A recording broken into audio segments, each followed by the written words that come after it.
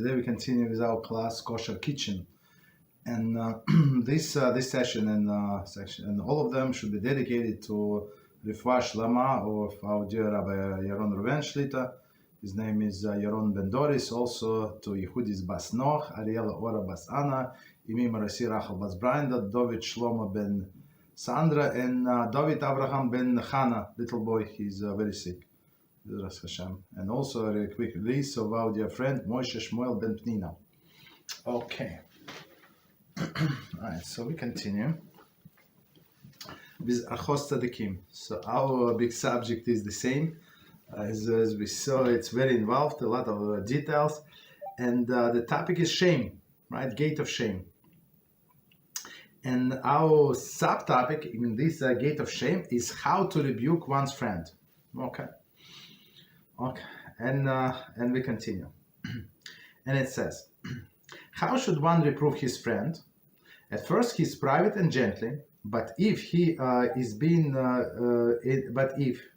the beginning he rebukes him in public and humiliates him, he has sinned, right? And it says in Eruvim 16b, how much more so does one who humiliates his friend, where reproof is not appropriate, for a destruction of Yerushalayim resulted from a humiliation of Bar Kamsa. Okay. I'm not sure how much we're going to come into that, but let's at least start. Okay, so we start. And the question is, last time we said that the person should rebuke for sure, right? But on one hand, on another hand, don't sin because of them, or because of that person. Okay, as we said, that someone who humiliates without good reason another person in public is going to lose his share in the world to come, which is, as we understand, not a good idea. Okay, so again, how should one reprove his friend? At first, he should private and gently. Okay. So on this we have a long commentary, and it says, one second. Okay. And it says, here again the author instructs us on how to reprimand. In a gate of humility, when discussing tochacha is rebuke, right? The author wrote, at first gently, and if this does not help, he must shame them. Okay. Only if the gentle approach fails, one takes to the next level of action. So, right, so nobody ever said that you don't go the next level of action, especially if a person is going against HaShem. Okay. But even if he does something about the known sins, so we still go against, even if it between him and HaShem, is still rebuking. Okay, but first, nice and gently. Okay, so we said, try to show them that you are their friend, and try to be that friend. So we should not pretend. Okay.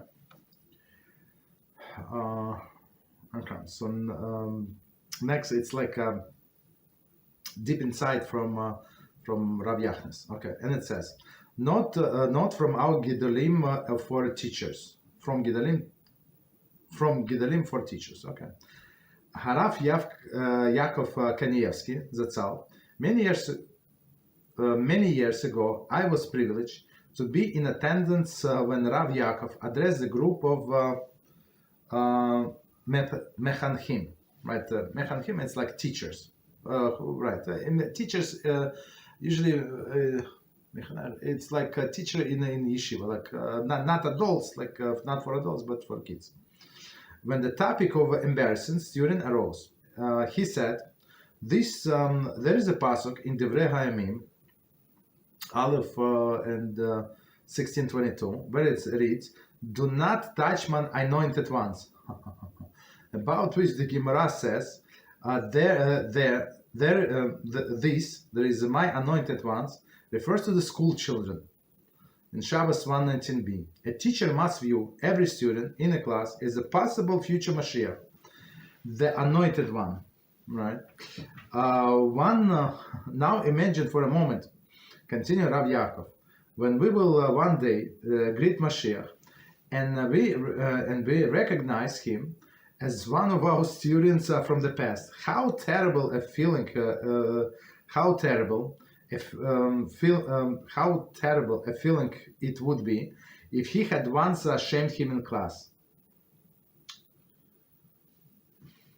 On another hand, imagine the wonderful feeling it would have if I had always been patient in class and had always treated him with respect, never shamed him.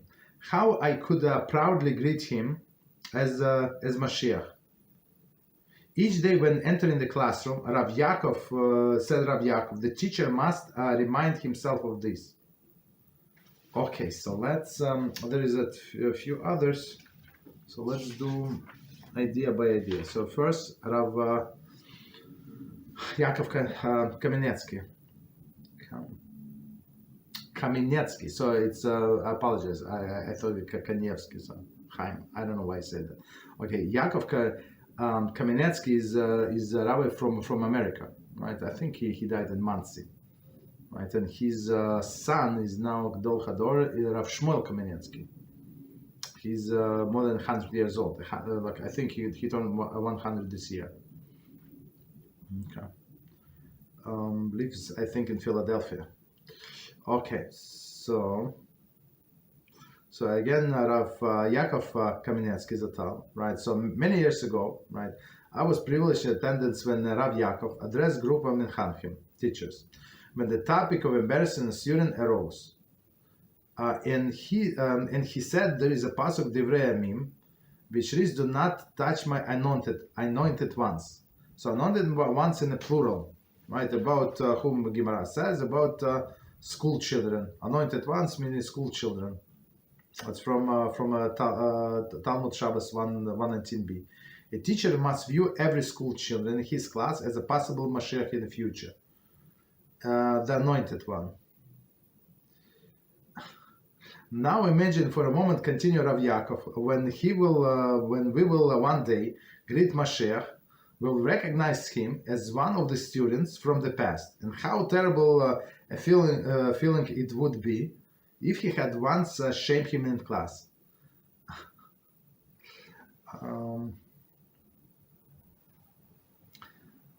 It's very interesting. So before I continue, I need to tell you what I learned some time ago. Maybe even this week. I don't know, this week or previous week. So somebody asked a question, Rabbi Reuven Shlita, right? So he goes against heretics, right? Known thing. And what if this heretic did teshuva, right? So what should be done with these videos, right? Like should be deleted.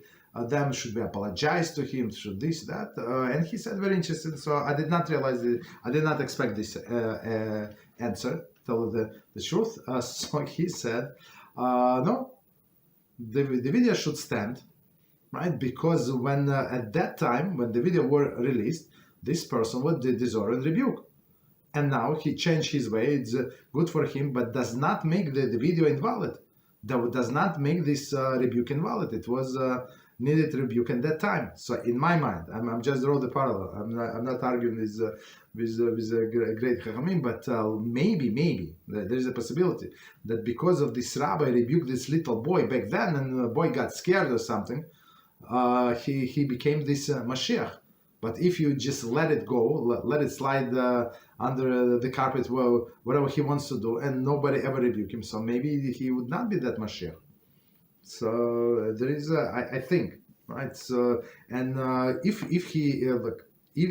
that boy like they deserve to get punished, maybe like he embarrasses the children, it's a little too much. It is sure, but there's some punishment back then. So I'm not talking about maybe embarrassment, but punishment, right? So there is no problem. So back then he was deserving punishment. So there is no favoritism. Now he's Mashiach. He's Mashiach. So right, but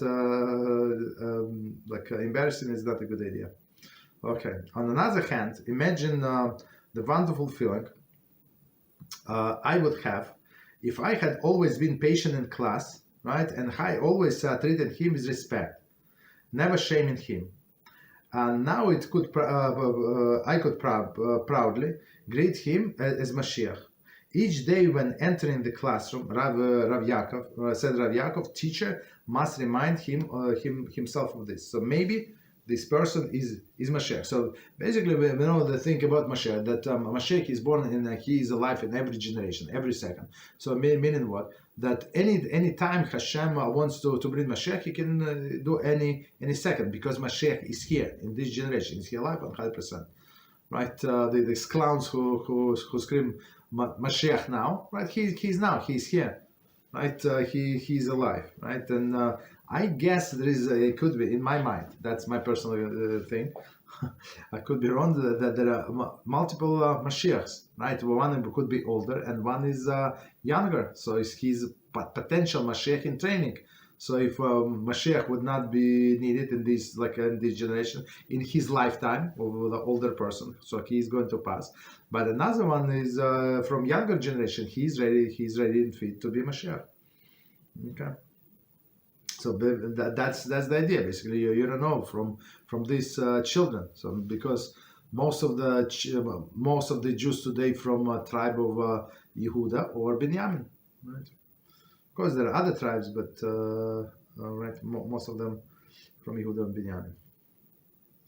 Yeshayahu, I think he brought a lot of people back from the 10 tribes. But I'm not sure how much a lot, but I mean, I don't remember, but he brought. Okay. So I continue. Rav Avraham Pam Zatzal.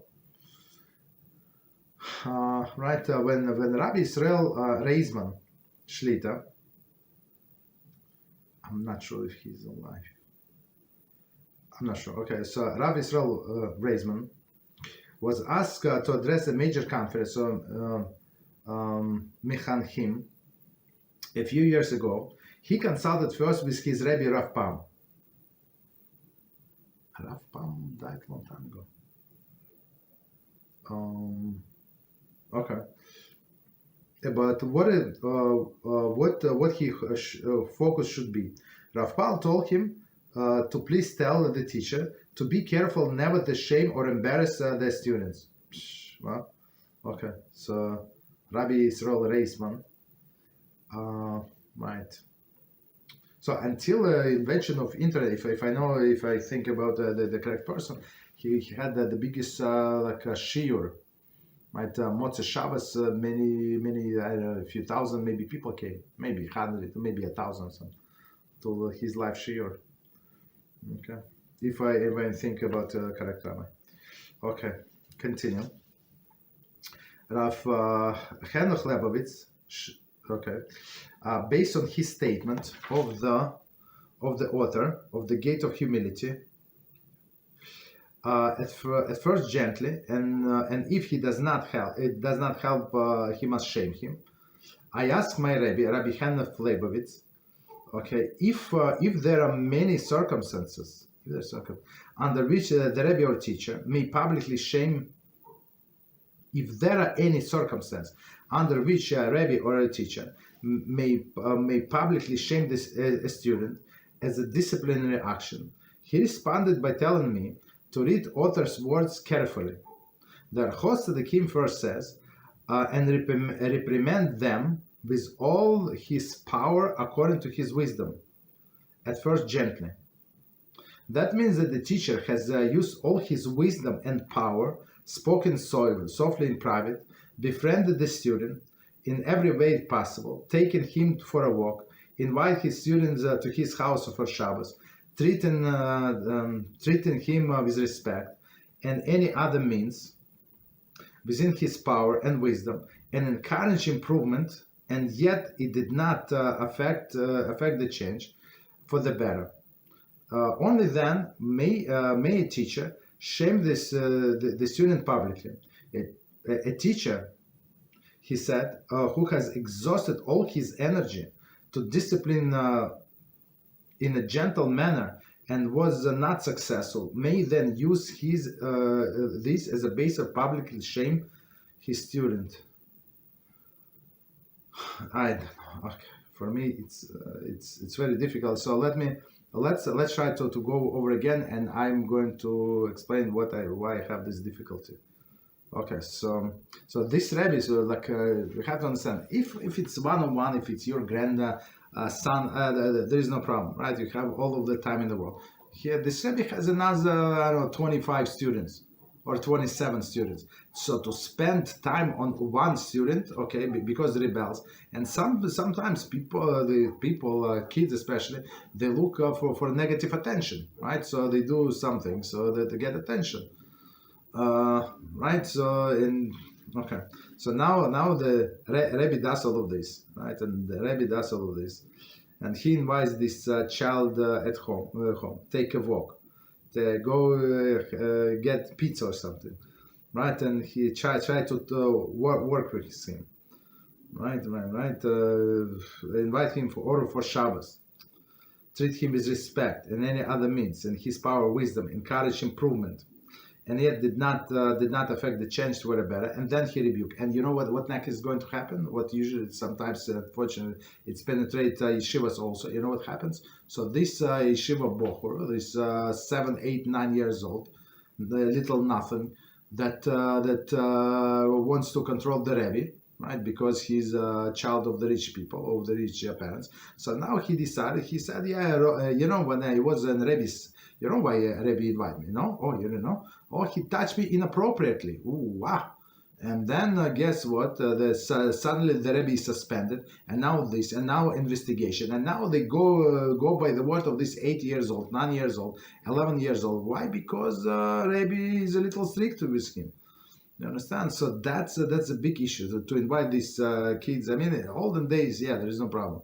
People were more normal, but today they suspect everybody about everything, and it could backfire. So especially when he did not listen, and now Rebbe goes against him, and he goes against the Rebbe. Unfortunately, it was not twice and not 10 situations like this.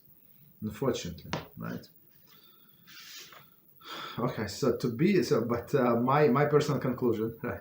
In order to be a teacher of the little kids, you have to be special, very special person, with very special heart, with very special dedication, and basically nullify yourself, be one love, and balance it with strictness. I don't know. It's a very special person. Okay, to say the least. Okay, so for sure they're not doing it for money, but for other reasons, because these people not being paid. How do we know? We try to subsidize one Rebbe, right? I mean, his rent. Of course, we cannot help it, but his Rosh Hashiva said, if we can get together, so 4 people, so yeshiva, and our organization, so my organization, and other 3 donors, so we pay rent. I mean, right? Together for this Rebbe, because he's a holy person, he's a tzaddik, he can live on the air, but he needs to live somewhere. He has a family, he has 6 children. They need, he can live on the air, but they need to live somewhere next to yeshiva. So that's what they do. But again, it's a special person, very talented. So right, he could have done a million things, but he decided to be a teacher. Okay. So very pleasant person. Okay, okay. So again, going back at first. So we're going to back how you should rebuke our friends. At first, you should rebuke privately. At first, privately and gently, and then But if in the beginning he rebukes, he rebukes in public and humiliates him, he has sinned. Okay. So I think we can stop here and continue next time. So Miriam, we got the point. So we have to start, as we said before, we start privately and with respect, and try to say to in a minute that I'm your friend. I mean only good to you, and whatever I say, maybe it's going to hurt, maybe you did not expect it, but it's for your own good. So think about like a doctor. Okay. Let's stop here. 1 second.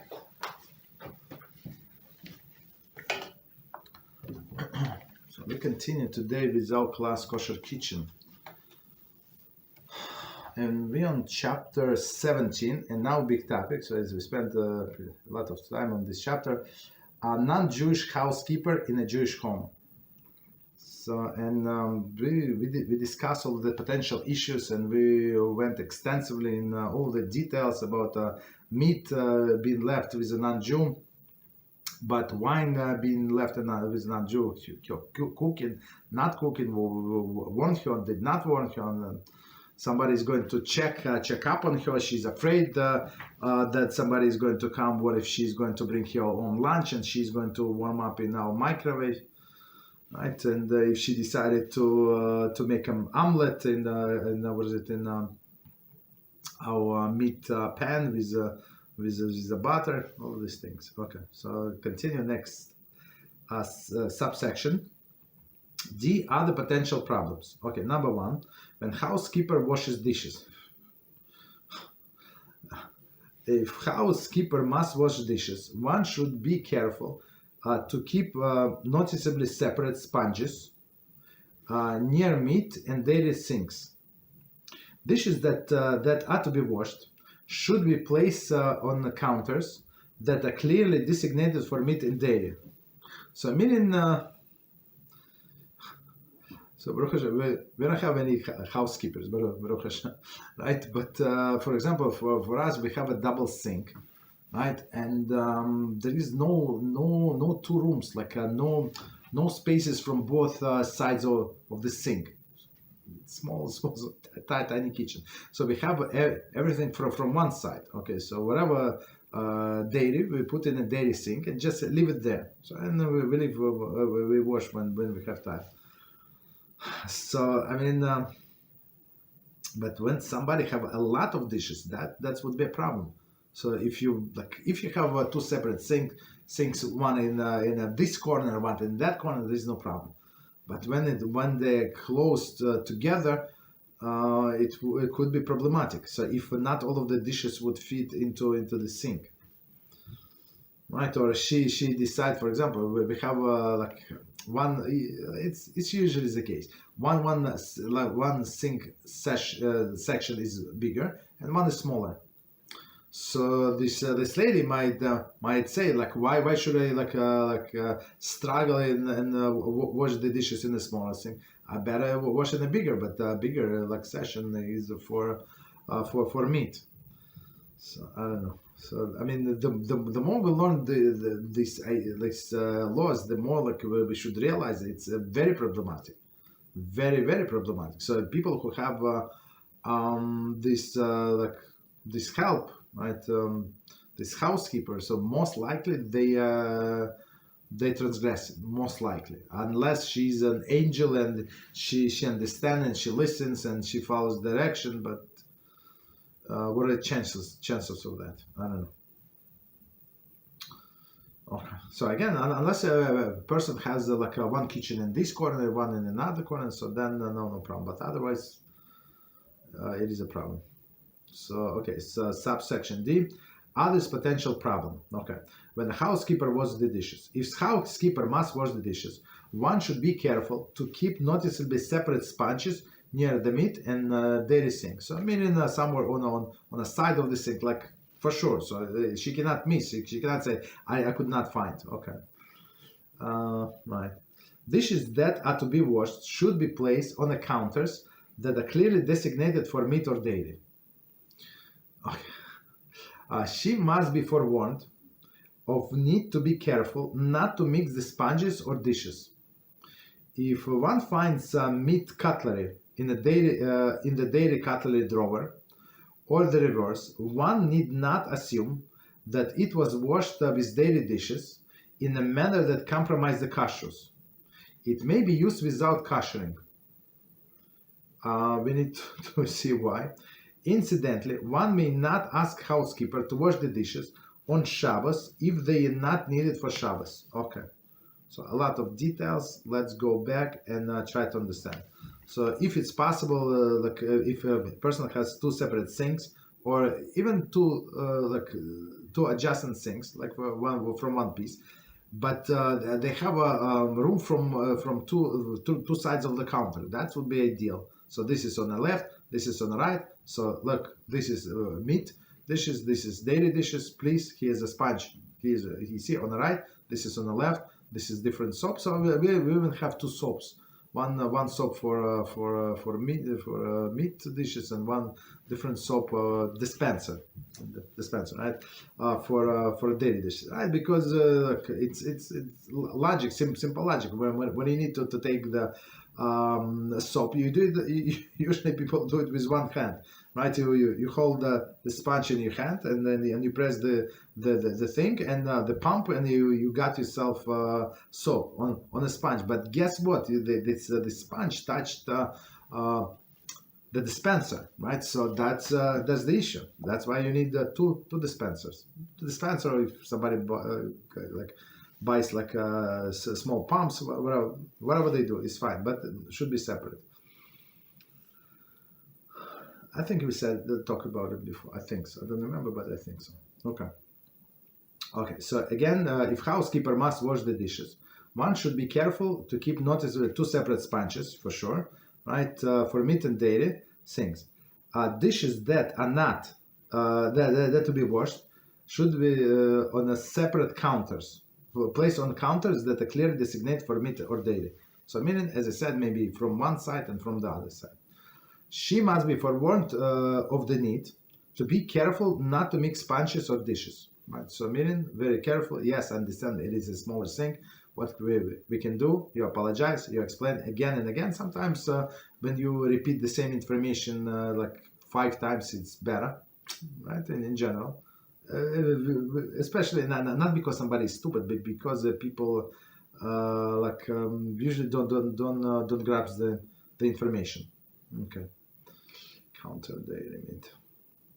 Similarly, right, one second.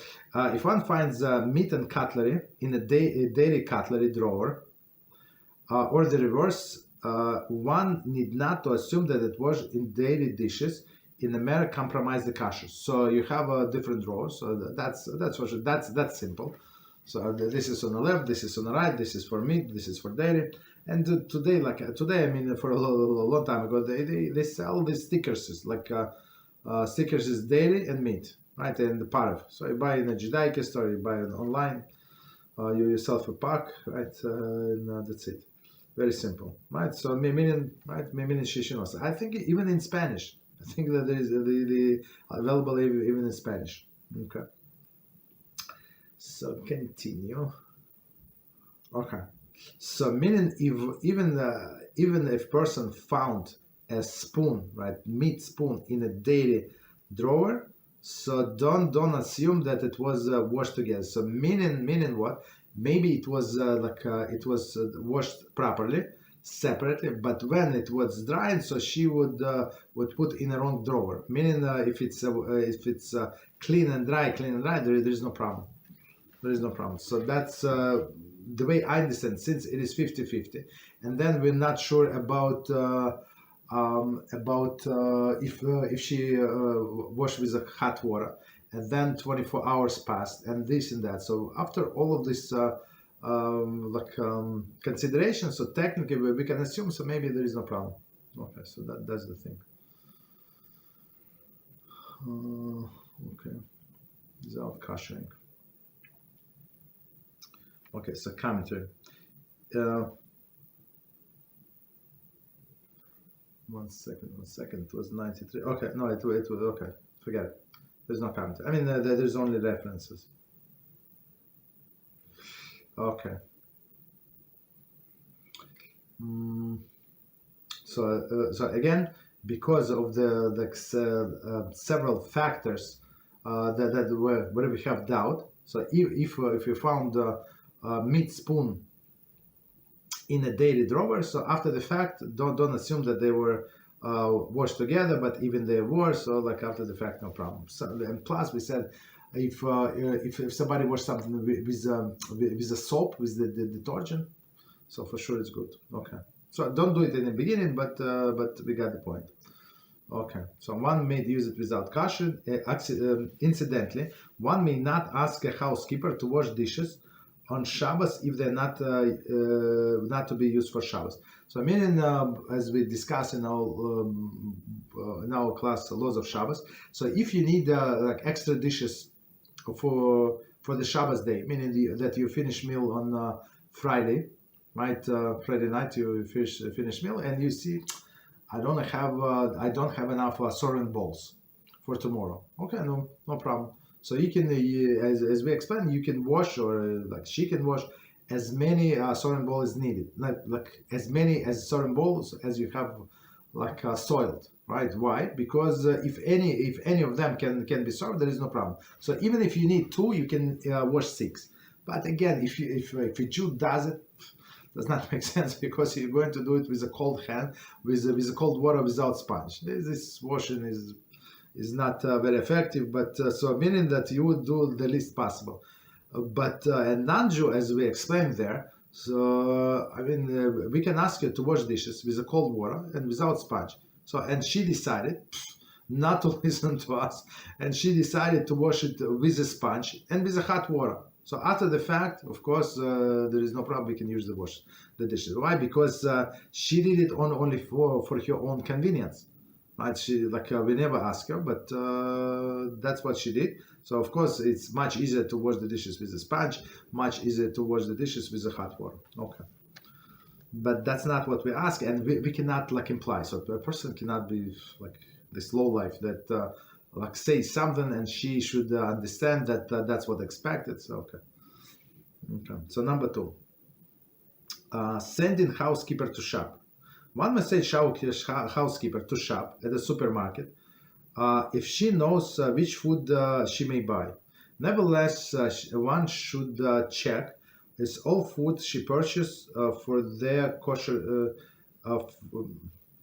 purchase for their kosher symbols. Okay, this refers to the sealed items bought at the supermarket. However, one may not send the housekeeper to the butcher, bakery, or pizza shop.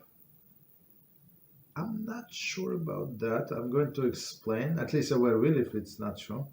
Unless the items sealed in a sealed container, right?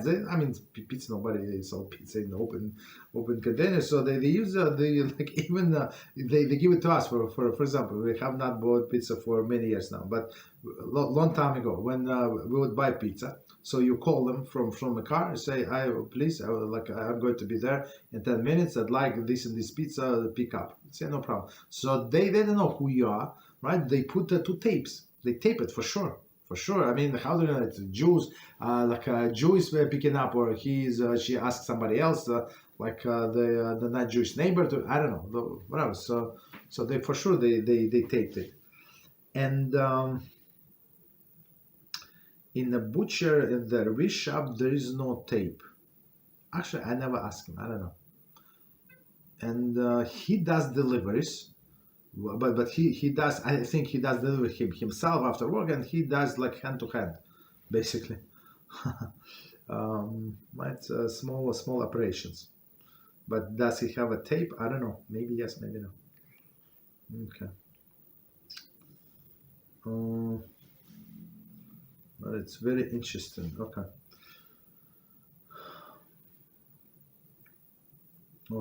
So the meat must be in plastic, sealed and labeled trays, and cake, bread, and pizza must be in a box sealed with a tape, with a Kashrut supervision. The tape must be affixed in a manner that ensures that cannot be removed and replaced. We need to be concerned that the housekeeper may purchase these foods in a non-kosher establishment that is cheaper, closer, less crowded, or more convenient for some other reasons. So there is a parking, right?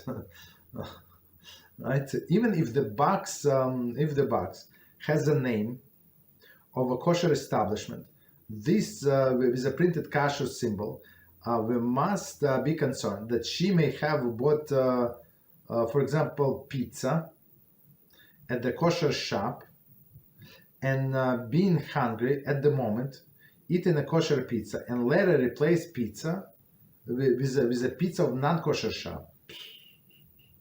Even though this may sound far-fetched and unlikely, in matters of the kashrut, Chazal required us to avoid taking any chances. Okay, so let's try to go. You see, I think it's very practical. Okay.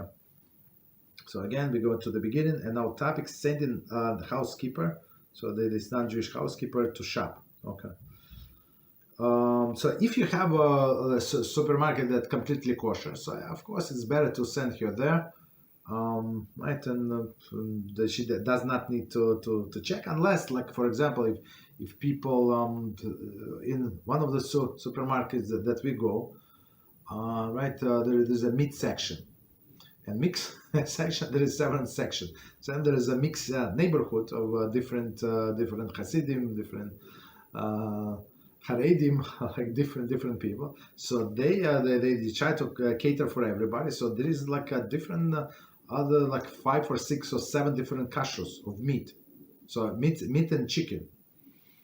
You understand? So you have to explain what exactly to buy, like, because from this side is one. So it's not about price. Maybe price plus minus, like, maybe 5%, 10% is like difference, but it's not a big deal. So the big deal is if they want to go by specific kashrus. Okay. So again, one may send a housekeeper to shop a supermarket and buys which foods which may buy. So today I'm just thinking about it. So today maybe it's better to do a pickup, right? So just order everything and send her to do a pickup. So, right, I don't think it was available back then, or do delivery. Let them pack everything, but the problem could be substitutions. But otherwise, yeah, it should be amazing, right? And that's it. Or give her today, right? So they in most of the supermarket they have like application on the internet or on the phone, right? Or on the app. So and you can select things and put in your cart, and you can give her this thing, right? Like share with her pictures or something. Give her the card, exactly the picture. So you say, I want a pasta. So I don't want any pasta. I want only this pasta, this company, this style, this that. Okay, so I think it would be more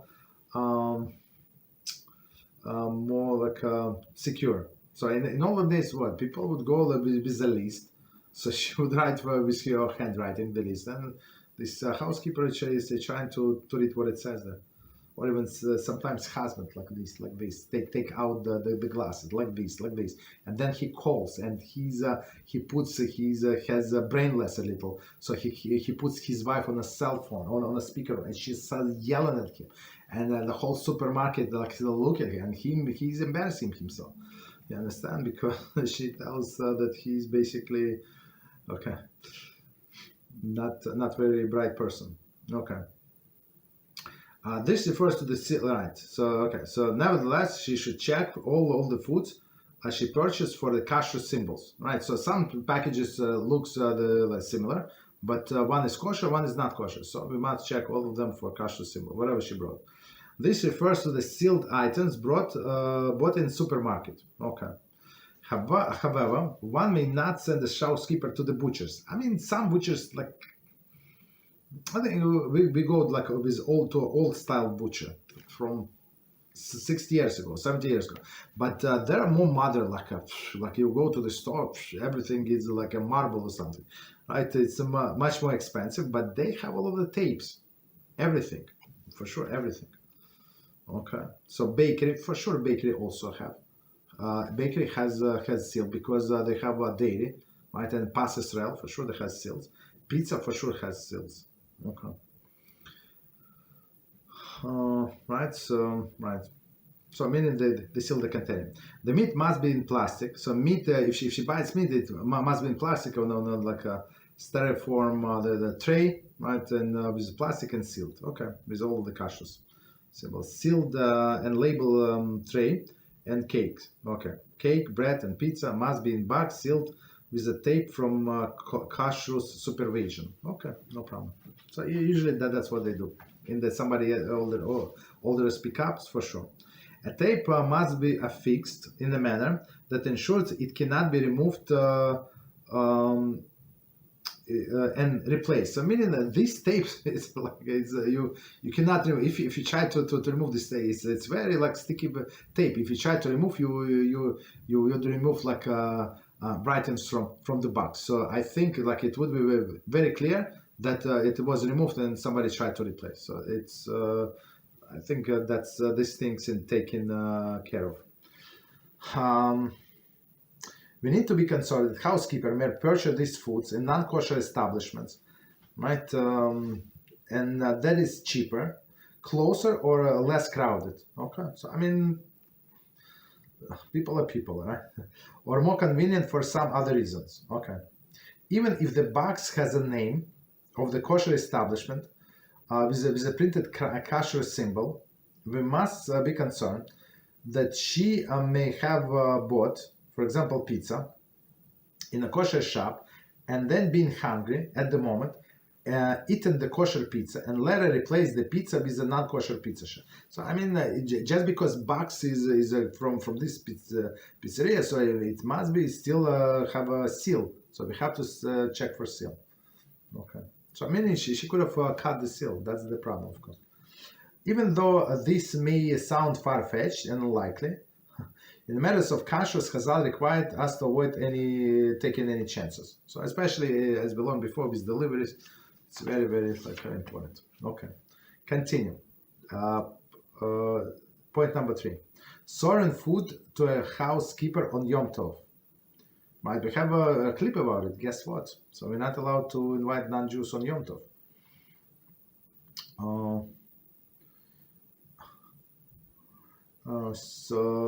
And we start.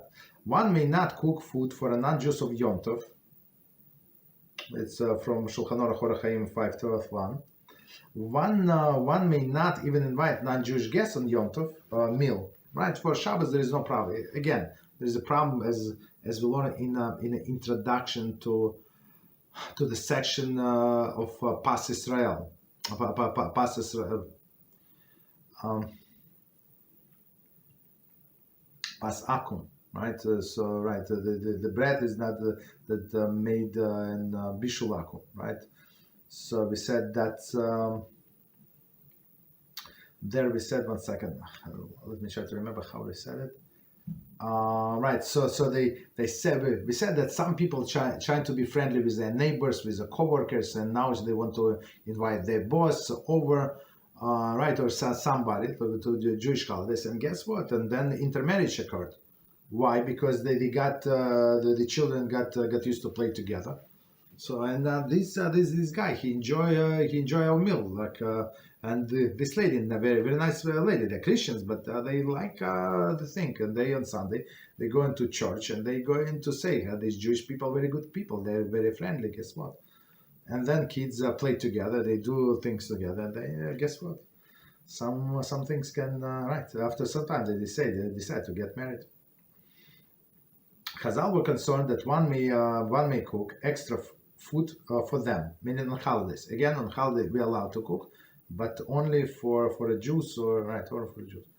Therefore, one must be careful when preparing the food for a housekeeper on Yom Tov. One may not boil water to make coffee for her. However, one may give a housekeeper pre-cooked food. Okay, so meaning that what was cooked before. In addition, one may put extra food into the pot with her in mind, because it is in a place of fire. This place of fire. Before it is placed, apologize. Before it placed on fire, we're going to explain. But one may not add food to a pot that's already on fire. A common unknown halachah is a prohibition of cooking for a non-Jew, even a Chol Hamoed. Right, Chol Hamoed. Okay, we're going to see this source. One may not, for example, fry eggs for a housekeeper unless one fries for the members of the family at the same time in the same pan. Similarly, one may not boil water for a housekeeper's coffee. meaning separate for you. If you have like tea kettle or something, like if you have a big one, so you do not care. You don't count every drop, like how much you put in there. So you just do full tea kettle, and it's going to like boil, and it's going to be for your family. It's something extra, and she enjoyed. There is no problem. So, but you cannot do it like for her specifically. Not to be. Not try to be nice, because this one is going to be forbidden. So very interesting, and it is true. So it's not very known halacha. So even on Holomoed, on holidays, we knew that. We have, I think, 2 or 3, not 3, but 2 clips for sure we had about it. Okay. Okay, so let's do this from the beginning, and we try to explain. So serving food for a housekeeper on Yom Tov. So it says on Yom Tov, and whatever you cook, whatever you needed for your soul. So meaning, right, and our sages accept for your soul, but not for other people's soul, and not for animals, right? It's also very important. So whatever we do for animals, whatever need to be cooked, so you do in advance. Okay. But not on Yom Tov. So again, the problem only cooking on Yom Tov. And we're afraid if some non-Jew would show up, and a person would be forced to cook more, and would be violating this halacha. One may not cook food for a non-Jew of Yom Tov. One may not even invite non-Jewish guests on Yom Tov meal. All right, why? Right, even if all the food will already prepare. See Mishnah Berurah, chapter 3. So that's explained, and some people actually the person, I don't know if he's here or not. Let me see. Quickly see. Who is here? Who is not? Right, not here. So basically, like 2 people ask the same question, right? In that class, it was a few years ago. But they're Chabadnik. They invite. So I said, by the way, so I said. It was a different topic, but I said, by the way, we're not allowed to invite non-Jews on Shabbat. And they, guess what? This Chabadnik specifically invited them. And these people were in process of conversion. So it's very interesting. And I told them it's not, and I explained why. I didn't have the source. I cannot remember from the top of my head. I know it's a halachah. And they went back. Well, the guy went back, and Chabadnik said, "No, that's not the case. That's not true." And then I made a clip, and we did a source from where? From Chabad website, from Balatanya. That's what he put. I mean, it's not him; it's Shulchan Aruch, but he basically repeats the same, right? But of course, who cares about Shulchan Aruch? One may not. I mean, they do not care. We do care. One may not even invite non-Jew guests on Yom Tov meal. Okay, we said that. Even as we said, even everything is going to be cooked before on Seder. So everybody, non-Jews, who like to be on Seder. So we say to our students, you guess what? You do your own Seder, and like you have to practice. When you always go to somebody else's house, when exactly you're going to practice? When you guess, you don't know what to do. When all the pressure on you, on little you, right? That you need to do all of these steps. So now you start thinking more clearly, right? You're responsible to now you look at the book and follow exactly all the steps, the commentary. So now you do like a model seder like a few days before, like this Sunday or something, and you go through all of the steps, and now you familiarize yourself what to do. Very important. Like if you only guess to see other people doing things, you're never going to learn. And therefore, one must be careful when preparing the food for a housekeeper on Yom Tov. But housekeeper, we say like she's live-in housekeeper, the way I understand. So it's not like she's coming or actually not sure. Not sure. She can come and help this lady of the house to cook, for example. Help. So it could be live-in, it could be not live-in. Okay. One may not boil water to make coffee for her. Okay. So on Yom Tov, it's not like anybody's boiling water. I mean, it's possible to boil water. So there is some community like from East, right? From East, they like tea, and they drink tea like a lot of tea for whatever reason. So they would have like big pot, huge pot from olden days. That's their tradition on a blech like always the whole Shabbos, the whole Yom Tov, because they drink I don't know how many cups of tea they did, whatever. That's their tradition. So still, all of the water was boiled before that. So if she takes from there is no problem whatsoever, right? Or we take for like she takes like or you have the what is it, the thermopot. Also, there is no problem, like a urn, water urn, whatever some people call it, thermopod, some water urn, doesn't matter, whatever we call it. Still, you usually buy, when you buy, you do calculations, how many cups I need, right? It's sold by how many cups.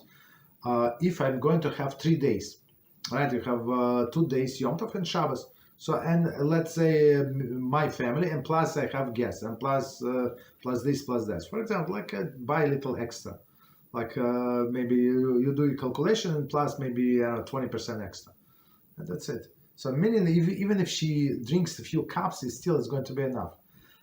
You're not like boiling water specifically for her.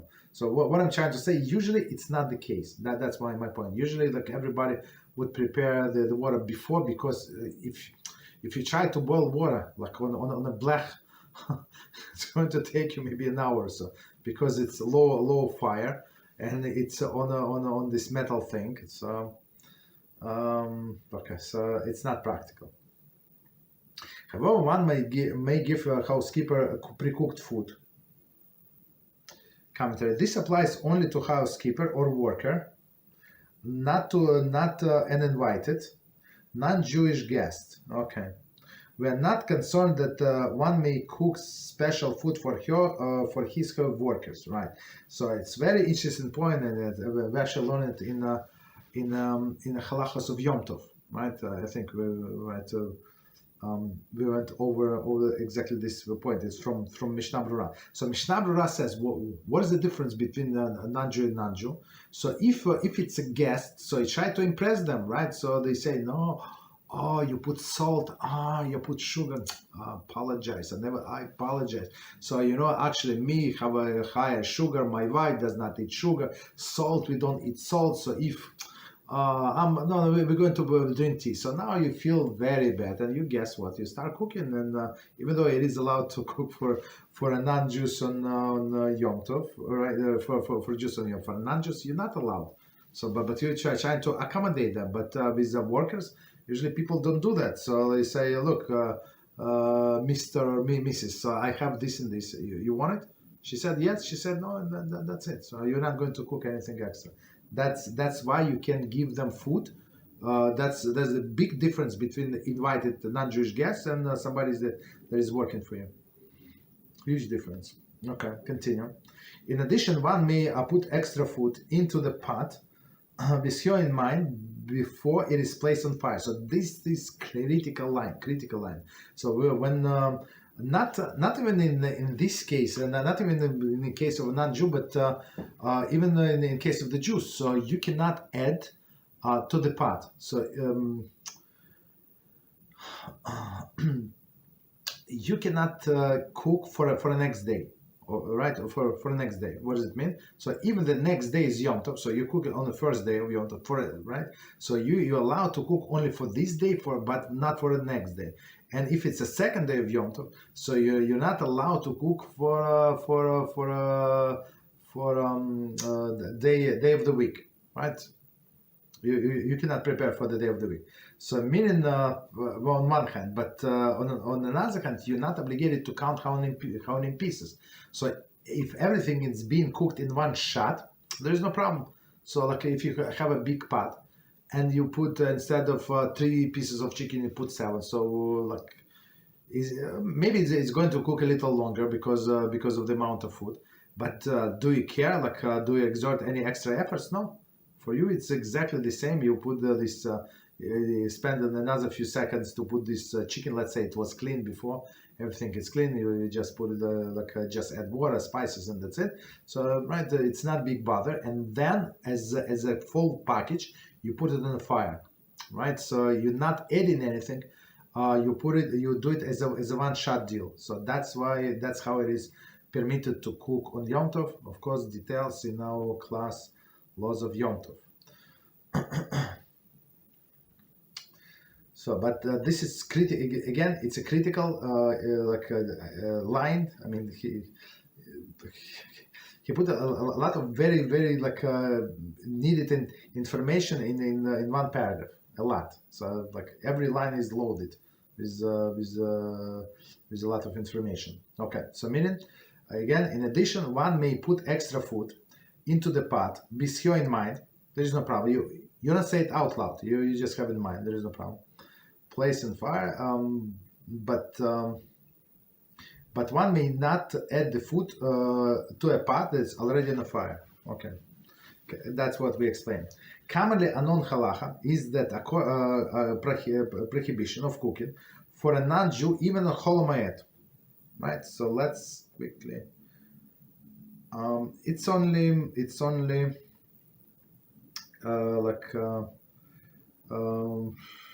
sources, certainly halachas. Okay, no problem. Only source. I'm not going to spend time. One may not, for example, add fried egg for a housekeeper unless one fries for the members of the family, right? At the same time, in the same pan. So I mean, you're doing like I don't know 10 eggs. So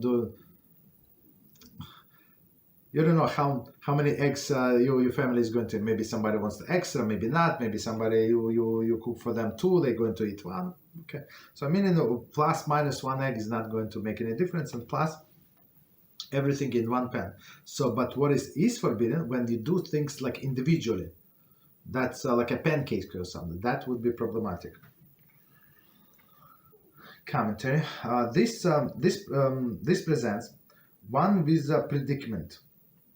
If a housekeeper fries an egg herself, the act is bishul akum and may be prohibited the pan as well. So, right, so meaning what? As we explained before, if we allow her to cook, so there is a possibility, right? And eggs, it's for sure, it's important food that you can put on a king's table, right? If king has a breakfast, for sure you can put like fried eggs. Right? There is no problem. But what is the problem? The problem is if she's going to cook herself these eggs. So this eggs is going to be bishul akum, the food that is cooked for a non-Jew, and it is allowed for her to eat. There is no problem. But the problem with us that our utensils becomes non-kosher. Of course, it's rabbinic. Of course, it's our eggs, our olive oil, whatever, olive, salt and pepper, whatever we use. But according to rabbinic law, you need to kosher them. So that's the problem. So that's why they allow you to cook. Similarly, one may not use boiled water for the housekeeper coffee. Not boiled water. So, but again, as I explained, usually nobody boils water. It's from olden days, yes, but today usually people don't boil water. They have water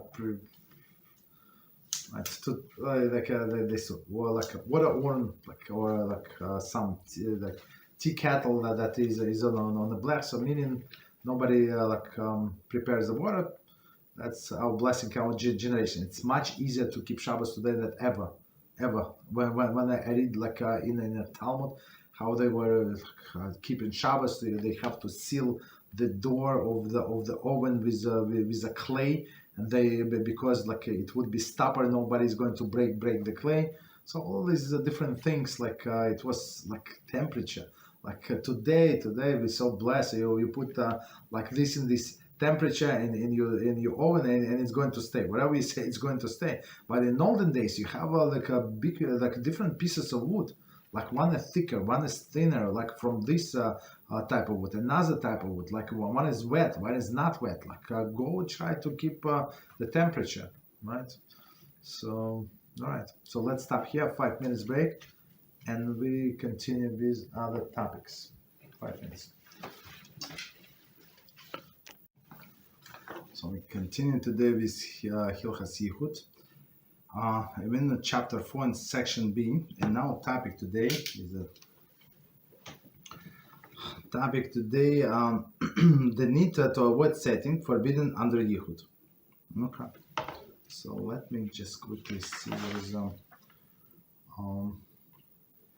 okay. So our a little bigger topic is it's a subsection G. Yichud of the couple that is engaged. And as we explained last time, creates a lot of problem because they feel already like they're semi-married. And that's, of course, it's not true. It's not the case until the very last second. Okay. So let's see. So point number 2, the need to avoid settings forbidden under Yichud.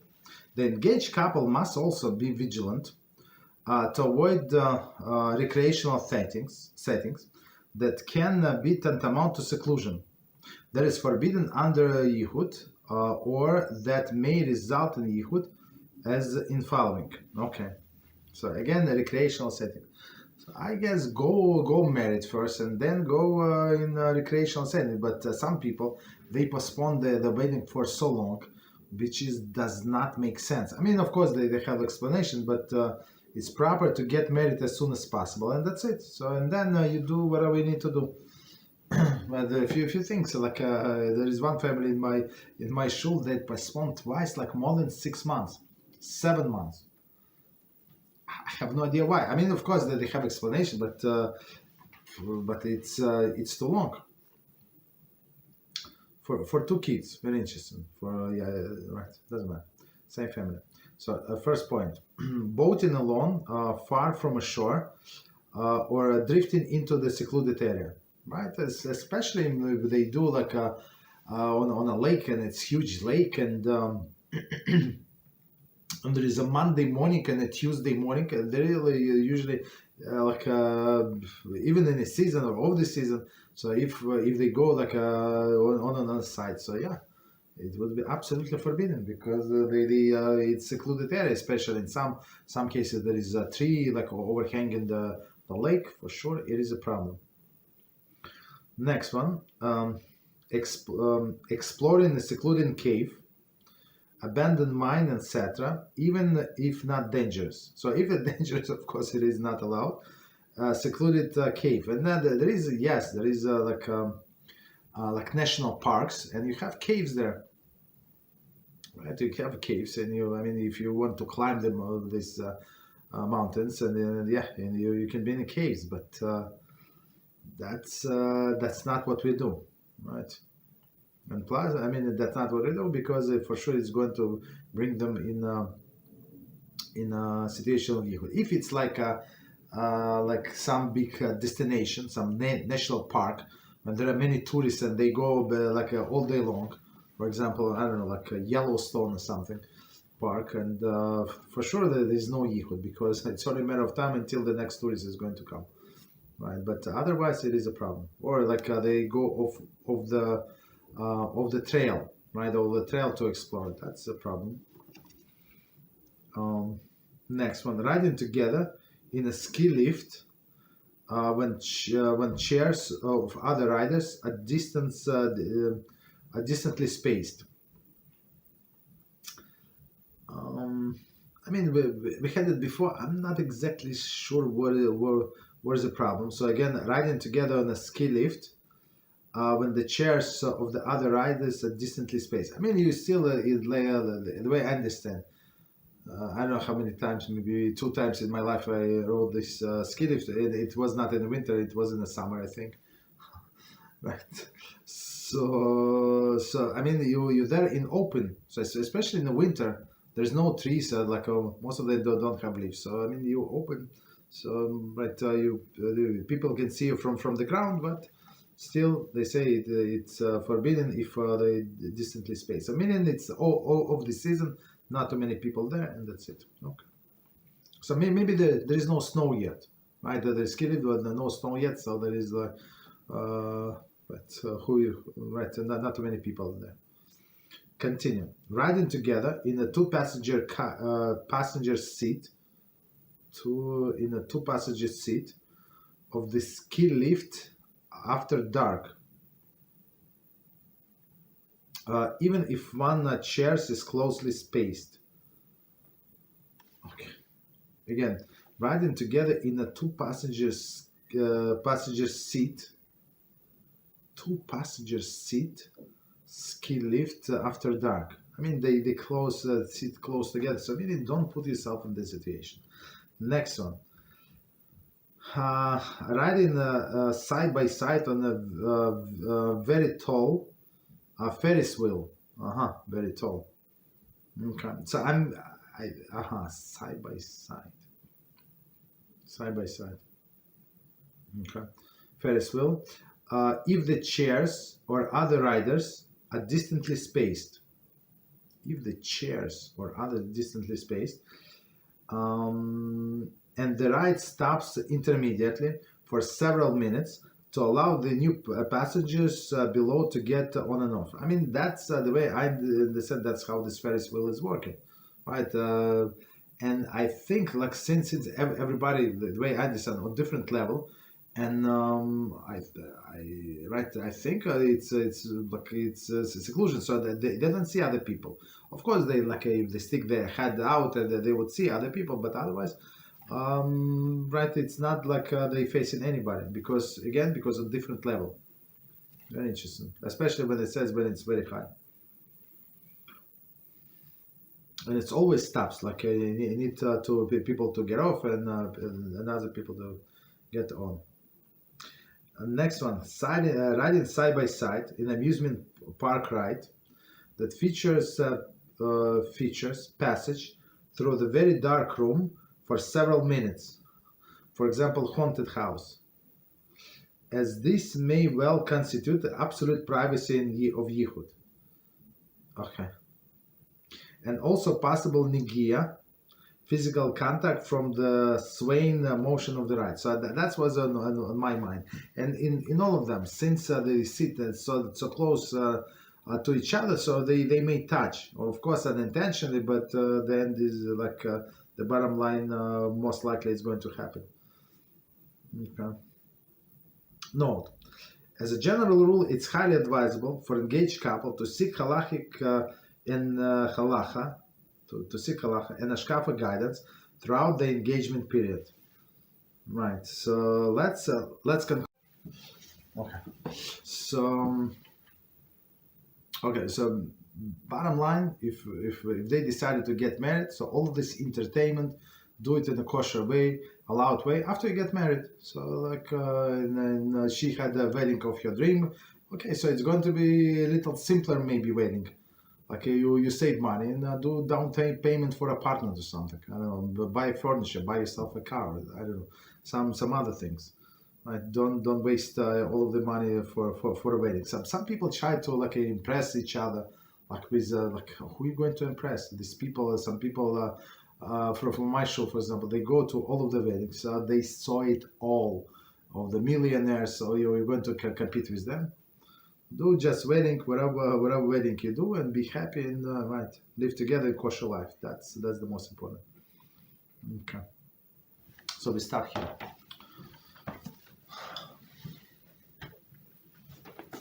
So maybe I'll make a quick reset. So we continue today with our book HaYashar, and we're on chapter, was it 21, I think. Right, 21. And we continue with the next topic, and it says, a person must always rejoice.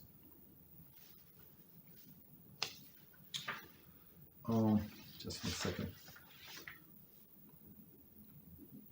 So we're talking about person that he's going to be asked why he did not learn this and these topics, and even if he learned all of these topics in Mishnah in Agada, in Halachah, in Chumash, right? He's going to ask if he learned about Kisei HaKovod, right? The throne of the glory, with all of these angels and how they look and what they do and stuff like that. Okay, so meaning a person have to get themselves busy, and this Ferris wheel is not going to be like answer that why he did not learn. Okay, of course, like you have to spend the time with the family, but it has to be balanced. Okay, so continue. A person must always rejoice when he has an opportunity to become involved in fulfillment of any of the commandments. For whoever performed them joyously is beloved and precious to the Holy One, blessed be He. Thus, it is related in a Zohar Hadash 20b, that it is very beloved matter to the Holy One, blessed be He, when he sees a father rejoicing when his sons become obligated to fulfill the commandments upon reaching the age of 13. For this reason, there is a great obligation to make a feast on the day, for this brings pleasure to the Holy One, blessed be He. Right, so we're going to explain this, BeEzrat HaShem. Thus, the Zohar relates, Rabbi Yitzchak said, from the age of 13 and upwards, one is obligated to fulfill the commandments, and on that day, it is the duty of the righteous to celebrate it so as if it were wedding day. Okay. In this merit, the Holy One, blessed be He, will one day arouse them to dispatch dispatch a herald ahead of them, proclaiming joyfully, "Go out, see the daughters of Zion." Rabbi Lazar said, from the age of 3 and up, if a person wishes to be a tzaddik, he is granted holy soul from on high, carved out from the beneath the king's throne of glory. Rabbi Shimon Bar Yochai invited penitents and the masters of the Mishnah to partake in the great Bar Mitzvah feast that he made for his son Rabbi Lazar. He covered his entire house with the precious vessels and seated the scholars on either side. And the rejoicing was indeed great. The scholars said to him, "Why is our teacher joy greater on the day than on other days?" Rabbi Shimon answered, "For on this day a holy soul is descended from on high upon the 4 wings of the highest to my son Rabbi Lazar. At this feast my joy is complete." He seated his son Rabbi Lazar beside him, saying, "Sit, my son, for today the Holy One, blessed be He, is sanctifying you with a lot of holy ones." After Rabbi Shimon ben Yochai had said one word, the house was surrounded by fire. The scholar went out and saw the smoke rising from the house all that day. Along came Rabbi Yossi ben Lakonia and found them standing in the marketplace, staring in amazement. He said to them, "The smoke that is rising from the house of Rabbi Shimon ben Yochai is there because on this day his son Rabbi Lazar is being crowned with a holy crown." The scholars watched as the pillar of the fire descended, and Rabbi Yossi remained there until the fire had departed. Then they all rejoiced, saying, "Let this rejoicing be complete." They all blessed Rabbi Shimon's son Rabbi Lazar and sat there sharing in their happiness and engaging in study. Fortunate then is a person who fulfilled the commandment, causing the holy soul to cling to another, and he is crowned with a holy crown. Crowned with a holy crown. But this is only true if he sets aside a fixed time for study in engaging in an act of loving kindness and good deeds. But if he goes after his heart desire, pursuing gluttony and drunkenness, spending all the days in business, and wasting wasting all of his times on the needs of his body rather than those of his soul, then if the holy soul abandoned him, since he then those of his soul, then his soul abandons him, since his nature is that of the beast. Concerning this, it is written in Zohar Hadash 21b, Rabbi Yehuda said, "Woe to the wicked one who do not wish to cling to the partner of the Holy One, blessed be He." And who is this?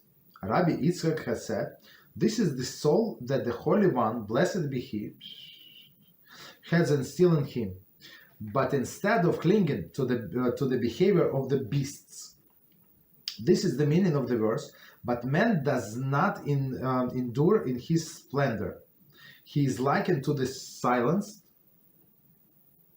He is likened to the silenced animals." Tehillim 49:13. See also what I write. See also what I will write on this matter, chapter 61.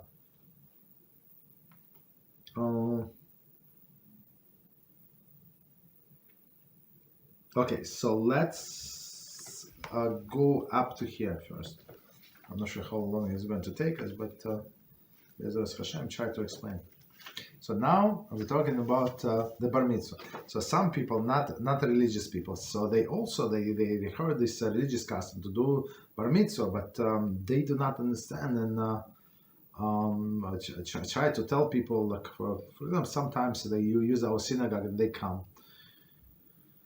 And right, because we have a whole social hall, right? They can do celebrations, stuff like that, and they celebrate with us, and we're trying to tell them. So now, you have to get serious.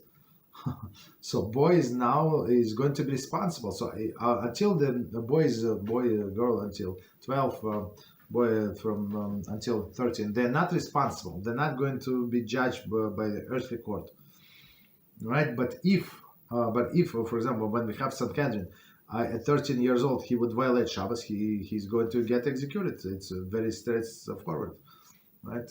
Very simple, right? So because he's adult. So now, if person turns 13 years old, so and he's planning to absorb mitzvahs, that's the greatest celebrations. And as we're going to see right now, all of the angels come and all of the holy people come. Right? It's because now he's going to be another sort of HaShem. Before that, he was all on a volunteering basis. Now he's a paid employee, the top paid employee. Right? But if person is not going to fulfill this mitzvah, so it's to his detriment. He's going to be punished for every second he does not observe Shabbos, so or for every separate violation. So what is there to celebrate? So I said a few times in my life, people step on my nerve. I said it's better for you hide your son under the bed or in the closet and never say that, or the Torah tear his birth certificate. Don't tell anybody how old is he. Right? If you declare that he's 13, that he's obligated, so he's obligated. It's not like, of course, I mean, you have to understand what is going on. He's going to be responsible. So it's better to send him to yeshiva and he start learning and become a Jew, not to be animal. Okay. So again, a person must also rejoice when the opportunity to become involved in the fulfillment of any of the commandments, right? So everything, as we said, I think last time. So whatever we do in our life, whatever mitzvah we do, we have to do it with a great joy, right? Because we have an opportunity to serve HaShem the way He wants it. For whoever performs joyously, perform them many mitzvahs joyously, and precious to the Holy One, blessed be He. One second. Again, for whoever performs them joyously is beloved. Beloved and precious to the Holy One, blessed be He. Okay, so meaning HaShem likes or loves people who not only do the mitzvahs, but they do mitzvahs with joy.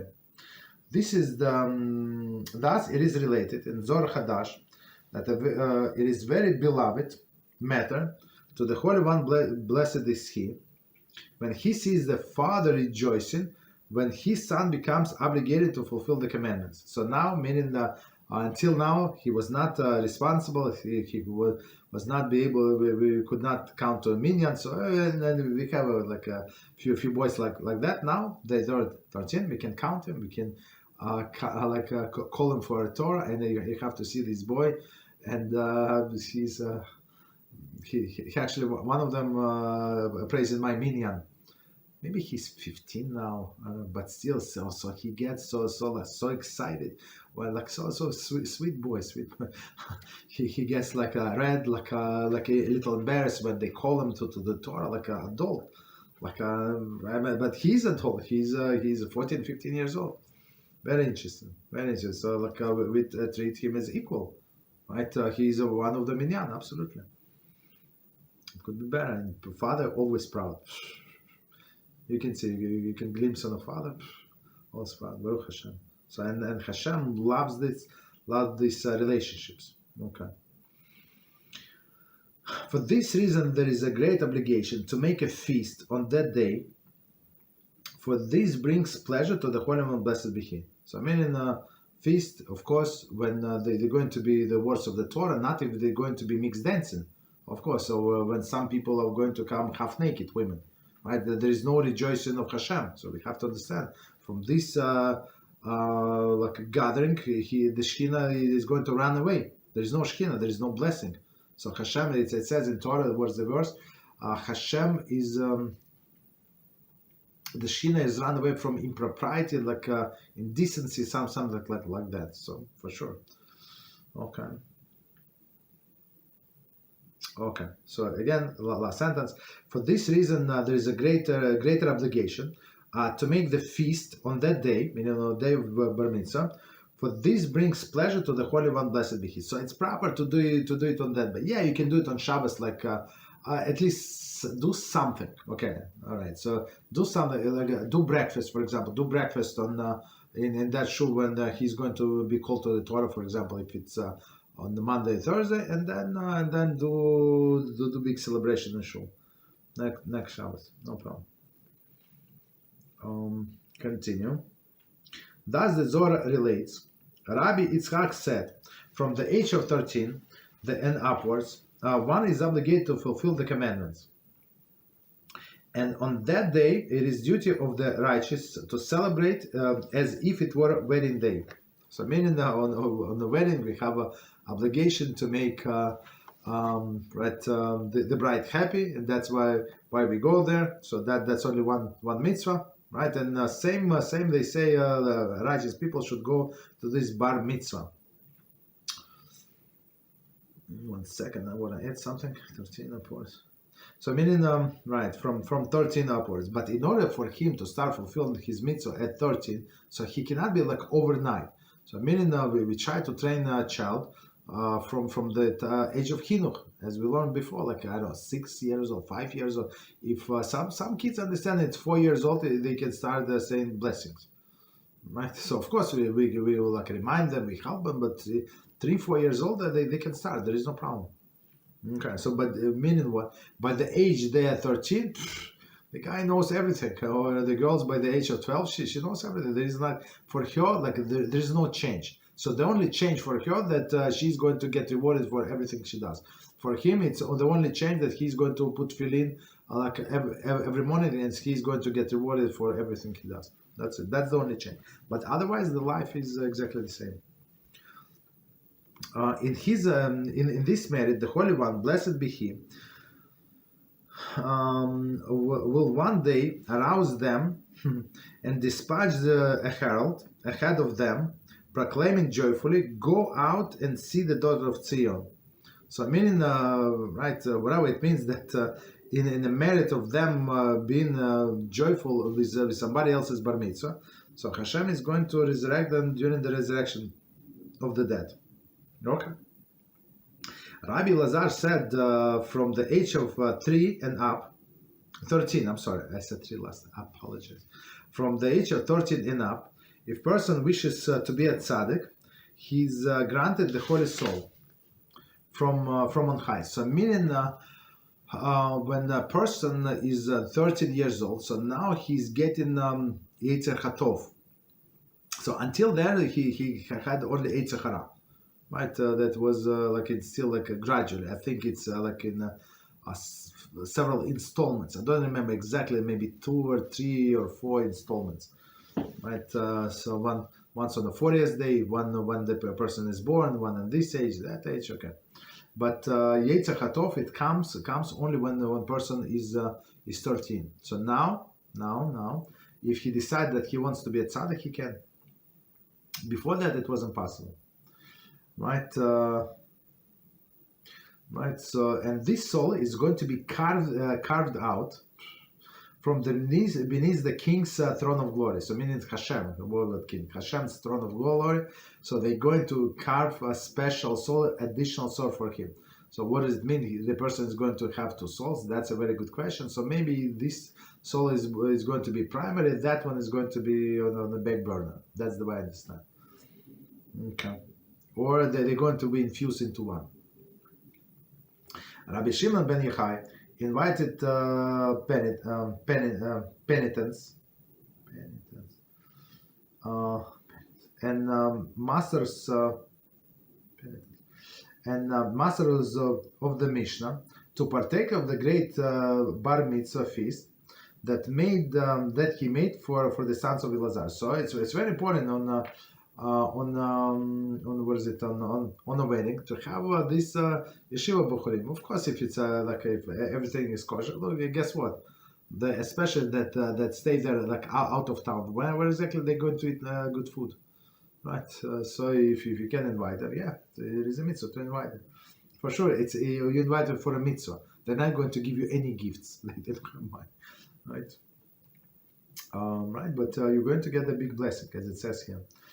He covered his entire house with the precious vessels and seated the scholars on either side, and the rejoicing was indeed great. So meaning Rabbi Elazar, Rabbi Shimon, he was not into business, he was not into this, and he was not into that. So he was only into learning Torah. And see, he has a great house that fed a lot of people, his own house, not rented house, right? And he had the full of house of precious vessels. So meaning that Hashem takes care of his beloved. That's my point. The scholar said to him, "Why is our teacher joy greater than these days than other days? Like what is so special?" Yeah, I mean he's. Your son is going to obligate the mitzvahs, but okay, so what? He did not perform mitzvahs yet. I mean, he just started, but why is it so great joy? And Rabbi Shimon answered, "For on this day the holy soul is descended from on high upon the four wings of the Hayos to my son Rabbi Lazar." So that's what if Rabbi Shimon says, that's what it is. That's what it is. He said that his son got a special soul, so he got a special soul. So he was a holy person, not on the level of his father, but very holy, very, very holy. Right? So he got this special soul. At this feast, my joy is complete. So meaning, right? So meaning that his son Rabbi Lazar is going to follow his footsteps. He seated his son Rabbi Lazar beside him, saying, "Sit, my son, for today the Holy One, blessed be He, is sanctifying you with a lot of holy ones." With a lot of the holy ones. No, correct. Right. So meaning very special occasion. After Rabbi Shimon ben Yochai had said one word, the house was surrounded by fire. The scholars went out and saw the smoke rising from the house all that day. Right, so meaning what it means surrounded by the fire, I think it's literally the holiness. Fire is holiness. Along came Rabbi Yossi ben Lakonia and found them standing in a marketplace, staring in amazement. He said to them, "The smoke that is rising from the house of Rabbi Shimon ben Yochai is there because on this day his son Rabbi Lazar is being crowned with a holy crown." So meaning of course he was willing, this Rabbi Lazar was willing to be crowned, and he that's what his wish, and his father was the greatest of the great, and he got this crown. But of course just because he got the crown does not mean that he's he's not going to have a test in life, right? So of course he had a lot of tests in life, and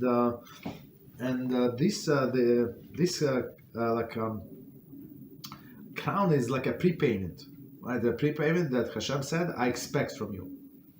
And I think all of us have to behave in this way. I'm just adding from my own thoughts, right? We get this crown from HaShem, and we have to carry it with dignity, right? Learning Torah and be light to the nations.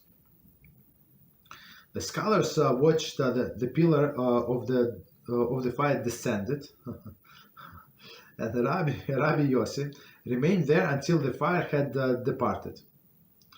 Then they all rejoiced, saying, "Let the rejoicing be complete." So maybe it was like angels came in this fire disguise and put the crown. I don't know, all these amazing things. They blessed Rabbi Shimon's son, Rabbi Lazar, and sat there, sharing in their happiness and engaging in study. So how these holy people, right? Holy people, how they are different, as we learned before, right? So how our nation is different. So yes, they eat and we eat, right? But when they drink and we drink, and we said it in this chapter, this chapter. I think in this chapter or previous chapter, right? So, but when they came to the celebration, and it says it's celebration like the wedding. What they do, they sit together and learn Torah together. So even if you invited to the wedding, make sure that you have a book with you. It's not like sometimes there is delays and stuff like that, or have this what is it? Headphones with you, where you can learn Torah. Make sure that your phone is charged, or whatever we use it, some MP3 player, whatever you use. Continue. Fortunate then is the person who fulfills the commandments, causing one holy soul to cling to another, right? And he is crowned with a holy crown. So meaning, right? So we're talking about Rabbi Lazar, but the same as any other person, as it says here, clear that if somebody wants to become holy, so from the age of 13. But this is only true if he sets aside a fixed time to study and engage in act of loving kindness and good deeds. So meaning study is very important, but we need to practice as well. What we study, right? To help other people, do chesed, right? With it. But if he goes after the heart's desire, pursuing gluttony and drunkenness, right? So some people, that's why they go to these parties, right? Spending all day in business, right? Here it's like another party, right? The business, and wasting his all his time on the needs of his body rather than those of his soul. Then the holy soul abandoned him, since his nature is the nature of the beast. So we're going to stop here, right? We're going to stop here. So meaning, is the holy soul is there? Yes. Is it going to change? If it's going to help the person? It depends. If person is continuing the holy track, yes, the soul is going to make him very holy. But if not, it's not going to help. Like some people, it says in the Talmud that there are 4 things that can change the person's destiny, that the person luck, whatever we call it, right? Mazal, right? And one of them is changing the name. So, and that's some people, they take it for real. I mean, it is real. Talmud says 100% real. And they think that just because they add another name or change their name, guess what? Everything is going to change. You serious? Like you think you're going to be the same beast as before, and HaShem is going to bless? No, it's. I mean, yeah, maybe like even, and it says even if it was judgment against this person, that judgment, like if a person is going to do one of these 4 things, I'm just give one example, right? To change the name, the judgment is going to be annulled. Judgment is going to be annulled about against that person, that sinner. But the second after the name is the person acquires the name, he's going to have the same. He's going to be the same sinner. he's not going to change. So meaning if a person is going to do teshuva, abandon these ways, and change his names, yes, that's BeEzrat HaShem is going to help. As it says here, his holy soul is going to run away from him. Right? Right. So let's stop here. Let's see if we have any questions. 1 second.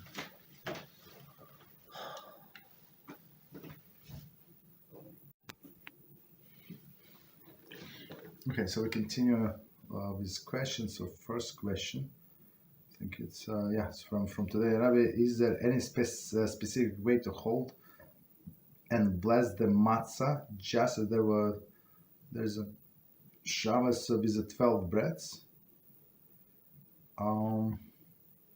It's a very good question. I don't remember reading that they have any special blessing about that the 10 breads. I mean, I think that just say chamotzah. So matzah is chamotzah, bread is chamotzah. So it's very interesting when we read how they would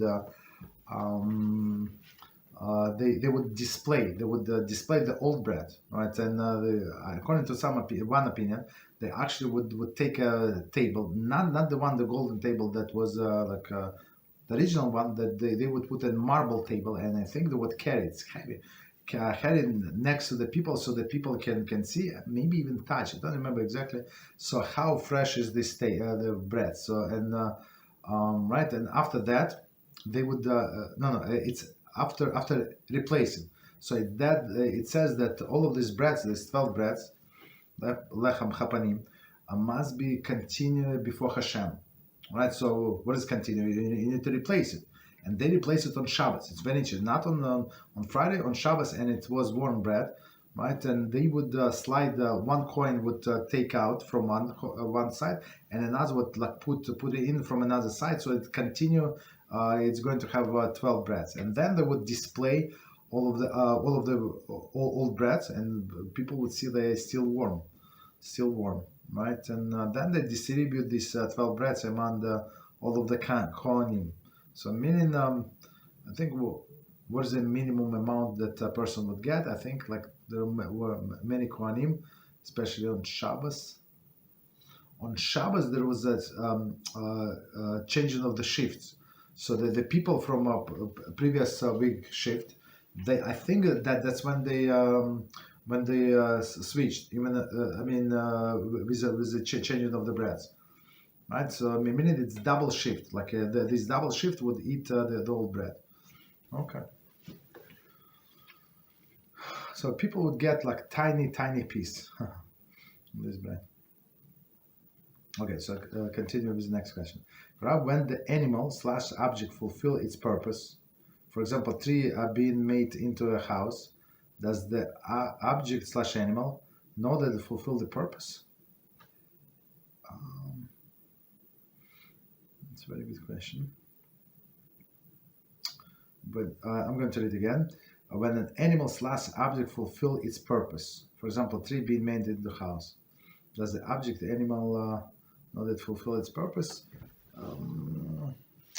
There is no like a special purpose for this object. They don't have this like a real soul. I mean, there is a soul. All living things that can grow, they have some kind of soul on their level, but do they care about the purpose? I'm not sure 100%. Right?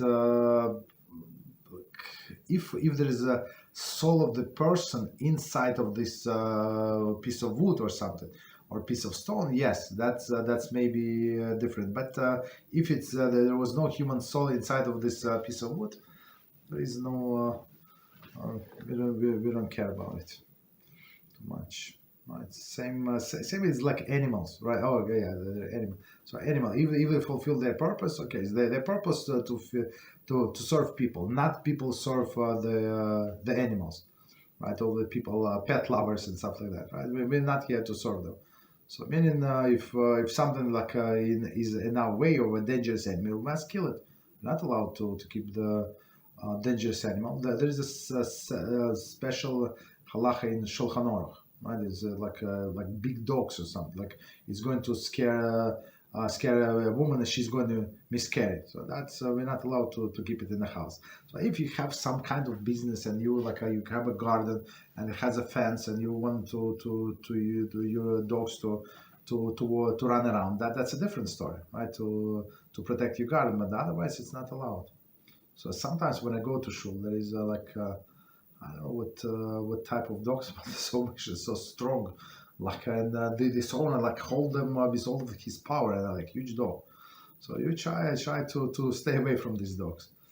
But this for sure is dangerous, right? But you see by the color, it's it's a scary thing in there, right? To choke it, because otherwise I think it's uncontrollable. So these dogs, I'm not sure why these people needs these dogs, right? I think they eat a lot. Eat a lot of meat. This dog is not going to be satisfied with the dog food or something. They need raw meat or something, right? So and then this person is going to work to serve the dog. So he or she is going to be a servant of the animal, and it's not our mission in life. So otherwise, dogs must not dogs, animals must serve people, and everything else must serve people. Okay.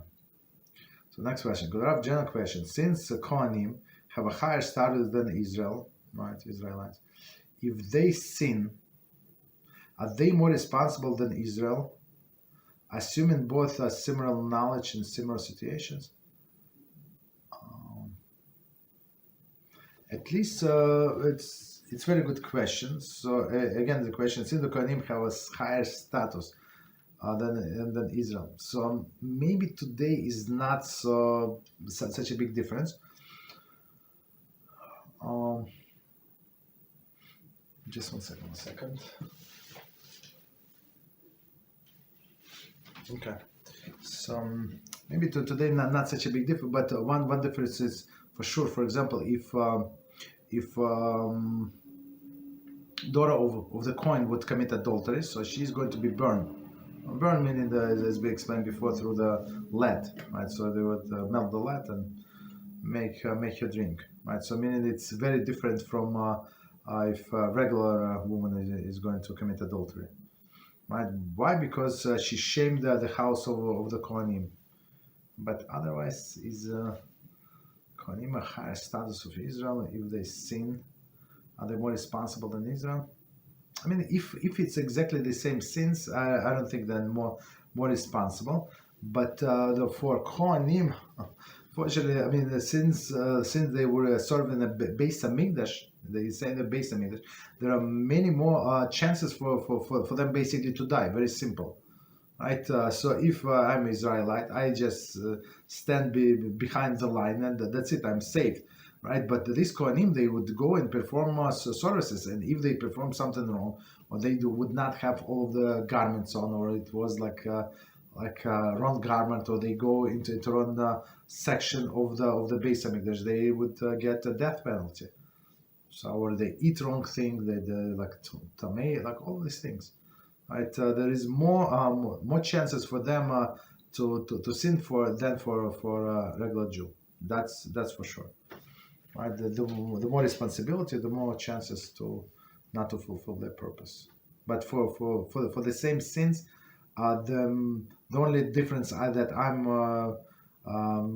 aware of is like when the daughter of Cohen cheats, commits adultery. Okay. So next question. What should we say if a customer or coworker keeps asking personal question, like what do we do in our free time, etc., and we don't have a way to leave the situation. But you can tell them the truth. So what is the problem? I mean, that's the best, I think, to tell them the truth, and they're going to leave you alone, right? So again, what should we say if a customer or worker keeps asking a personal question, like what do we do when you're free, when you have free time? So you say, I learn Torah, right? I learn books, I read all books. I watch lectures. Okay. Should I send you a link? Say, no, please, thank you. Or send them a link and they're going to leave you alone. Okay. Or maybe if they do to show and they're going to thank you.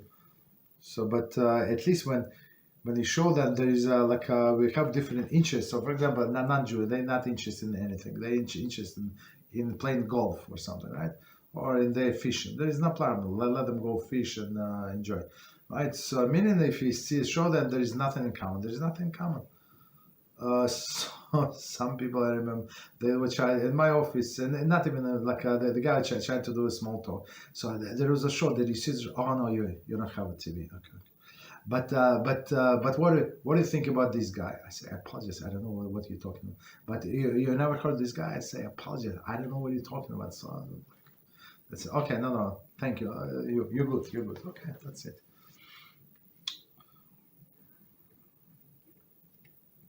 So tell them the truth. They're going to leave you alone.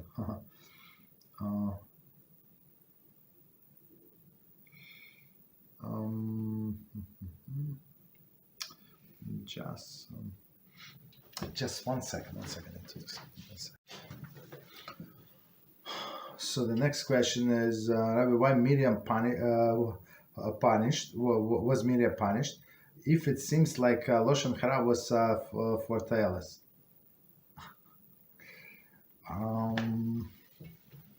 That's a very good question. So,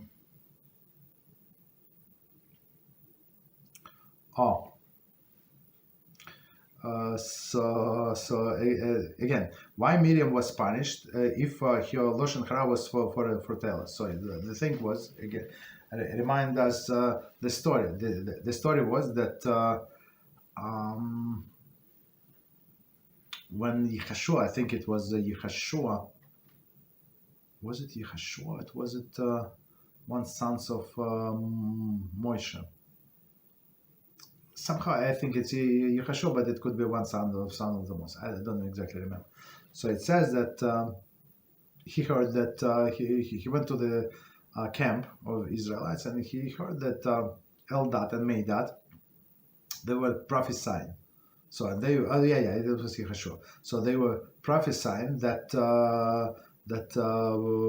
Moshe Rabbeinu is not going to enter the Eretz Israel, and who is right, and Yeshua is going to, his servant is going to take over, and he's going to come to an Eretz Israel. And Yeshua gets very zealous, like who is the low life, that think that wish for my teacher to die. So he was a very holy person.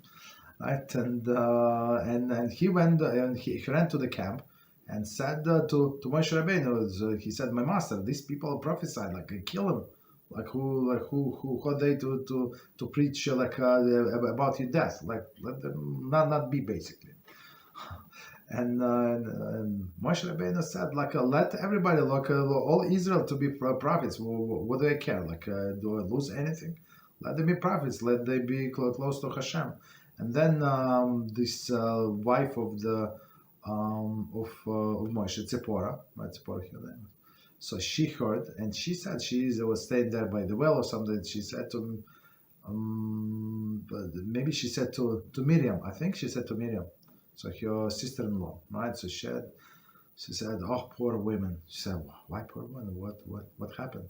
So she said, "Yeah, now if they're going to become a prophet, so their husbands are going to separate for them." She said, "What do you mean?" So she said, "Since my husband started prophesying, he became like a prophet in the nation of Israel. So HaShem is talking to him anytime. So he stopped living with me, his husband and his wife."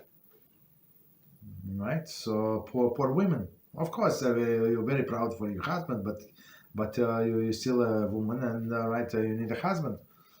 And Miriam said it's not right. Like, who told him to do so? Like, he did it on his own. Like, I'm a prophetess, and I'm also talk to HaShem. I don't need to separate. And she from my husband, and she went to Aaron and the older brother and said, "Look, This Moshe, our little brother, he's a nice guy. He's very holy, but I think he's overstepping his boundary.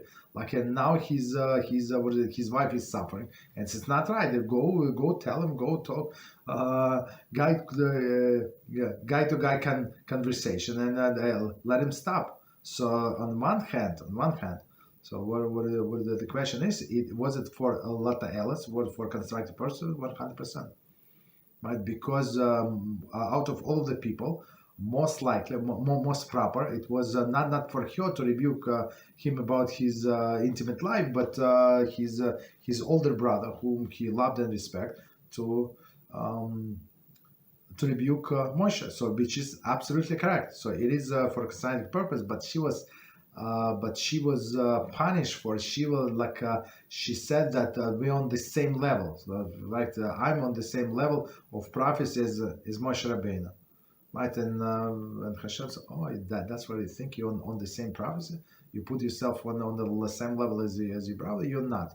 You're very holy, right? And the whole nation drank water because of Miriam, because of your holiness.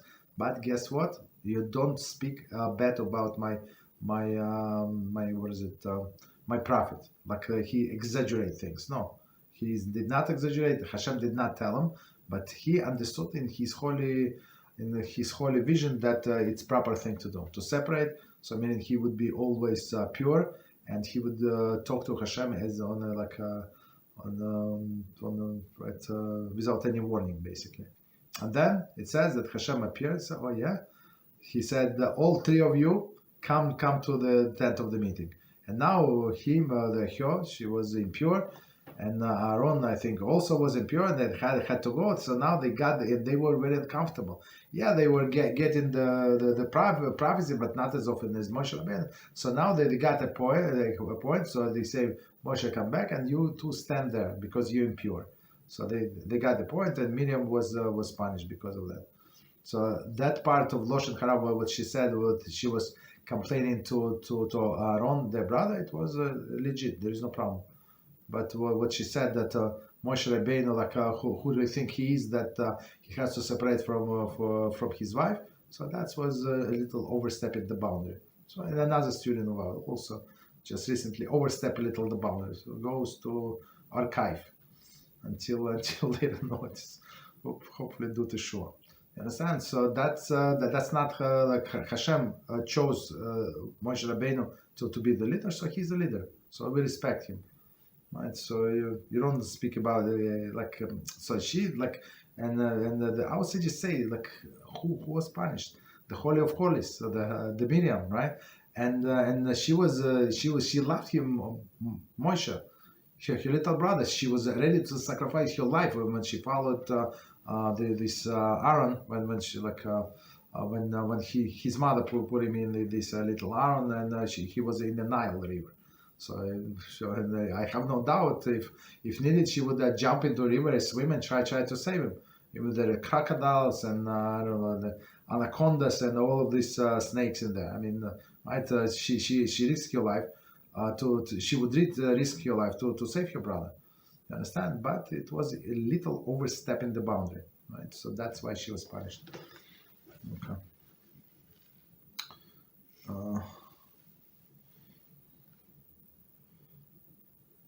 Okay, so very good question.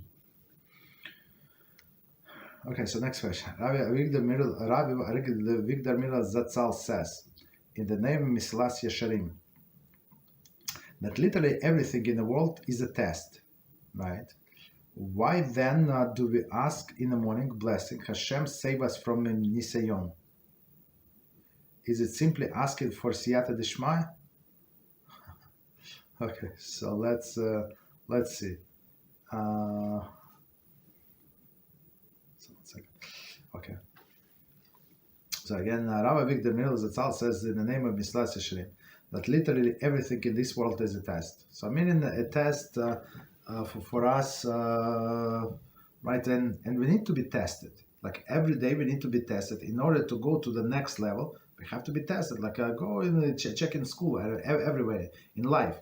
right? If you want to get promotion in your job, right, you need to be tested. You need to be proved that you're loyal, that you can be in charge of even a small group of people.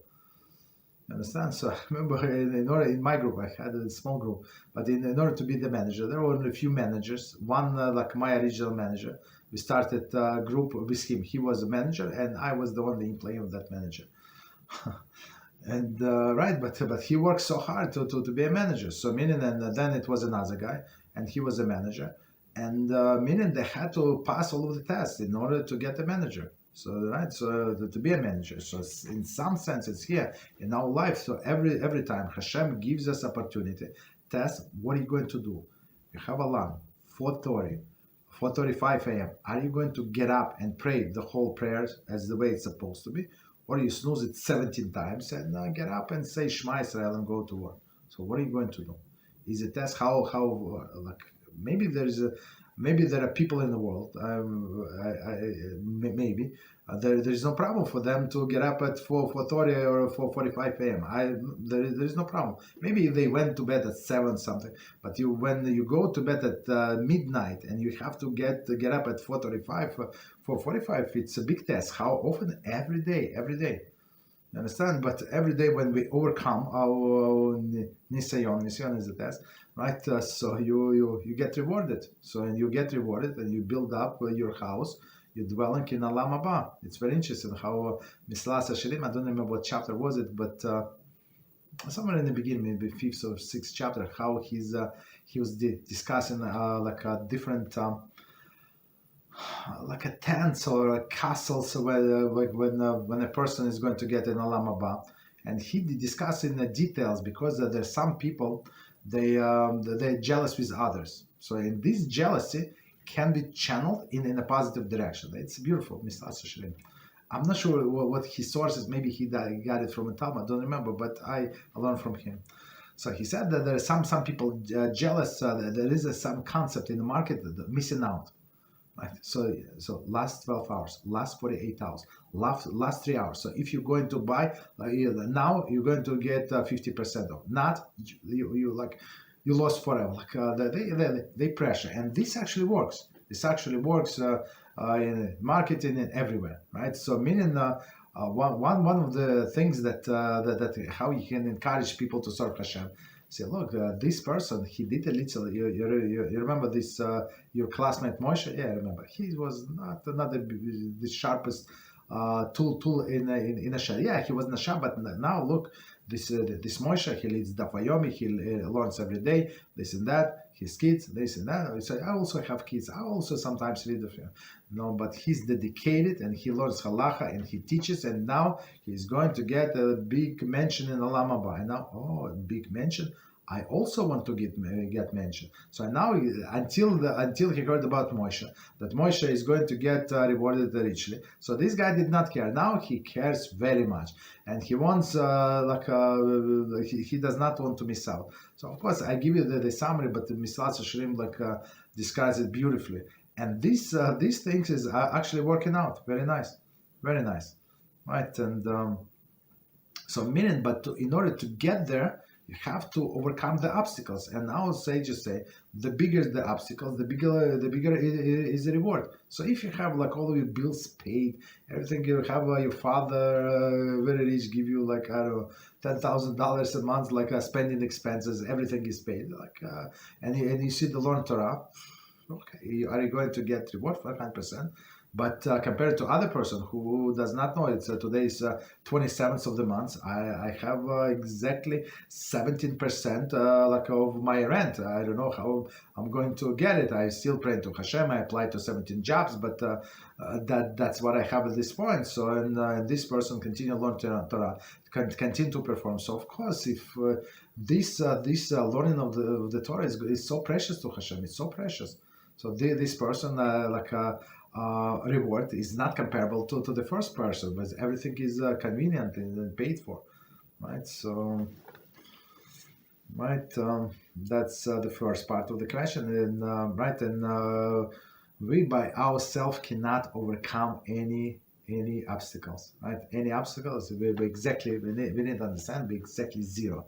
We need everywhere, we need HaShem. We can do a shtalus, I can try to stand up to Yetzer Hara, but HaShem, please, you know my inside that I want to get up at 4:45, and please help me. And HaShem said, just for you to ask me, it's already mitzvah, and you're going to be rewarded. I don't remember. I think maybe it's from Mislash Yesharim or from HaYashar. I don't remember because I don't remember where I learned from. Right. So it says that just for you asking HaShem, it's from Michtam Eliyahu, Rabbi Desler. So just for you asking HaShem that you want His help for this bitachon, you're going to be rewarded, and HaShem is going to help you to work out. Is it going to be easy? Not it's going to be easy. But in something in your mind is going to say that you can do it. And when person he or she have this confidence to overcome, suddenly even it's difficult, but it's manageable. So you go into mountain climbing or something, hiking in the mountains, right? Climbing. Right, so you see it's a little more. So you see on a map or something it's maybe half a mile, and that's it. So you go over the mountain, and you go down. It's a nice walk. Okay, so you know is it hard? You're thirsty. You tired. But you know that it's a little more, and then you can do it. So meaning this obstacle is nothing. Why? Because HaShem gives you this this confidence, and He helps you. Right, and why? Because you ask Him. Right, it's Michtam Eliyahu. We should learn it in this class, Michtam Eliyahu, one day. Next question. Rabbi, can we cook on Yom Tov with electric stove if we turn it before Shabbos, since the Pesach is Motzei Shabbos this year? No. So there is no turning electric one. So you can cook on Shabbos, but you cannot start the fire on Shabbos. So you can start only new fire from pre-existing flame. So what does it mean? Not electric one. Electric you cannot do. But if you have a gas stove and you don't have electronic ignition, for example, you unplug before you have electronic ignition, but you unplug the stove before Shabbos. So now you just have gas in there, so you can take a match from the candle, this pre-existing flame, and you can light the stove for Yom Tov, and you can use it for 2 days. But you would not be able to extinguish. Okay, there is a way to extinguish, but not straightforward. Okay, but electric, absolutely not. We don't do electric for cooking. Okay. So next, so the only way is to leave this electric stove running. So, but before you do that, please check this instruction. Maybe call the manufacturer if it's okay to do that. Right. Could be dangerous. I'm not sure. So it's I don't want to say. With the gas stove, there is no problem. But with electric could be an issue. Okay. Next question. Rabbi, an acquaintance told me a long time ago that he thinks it makes it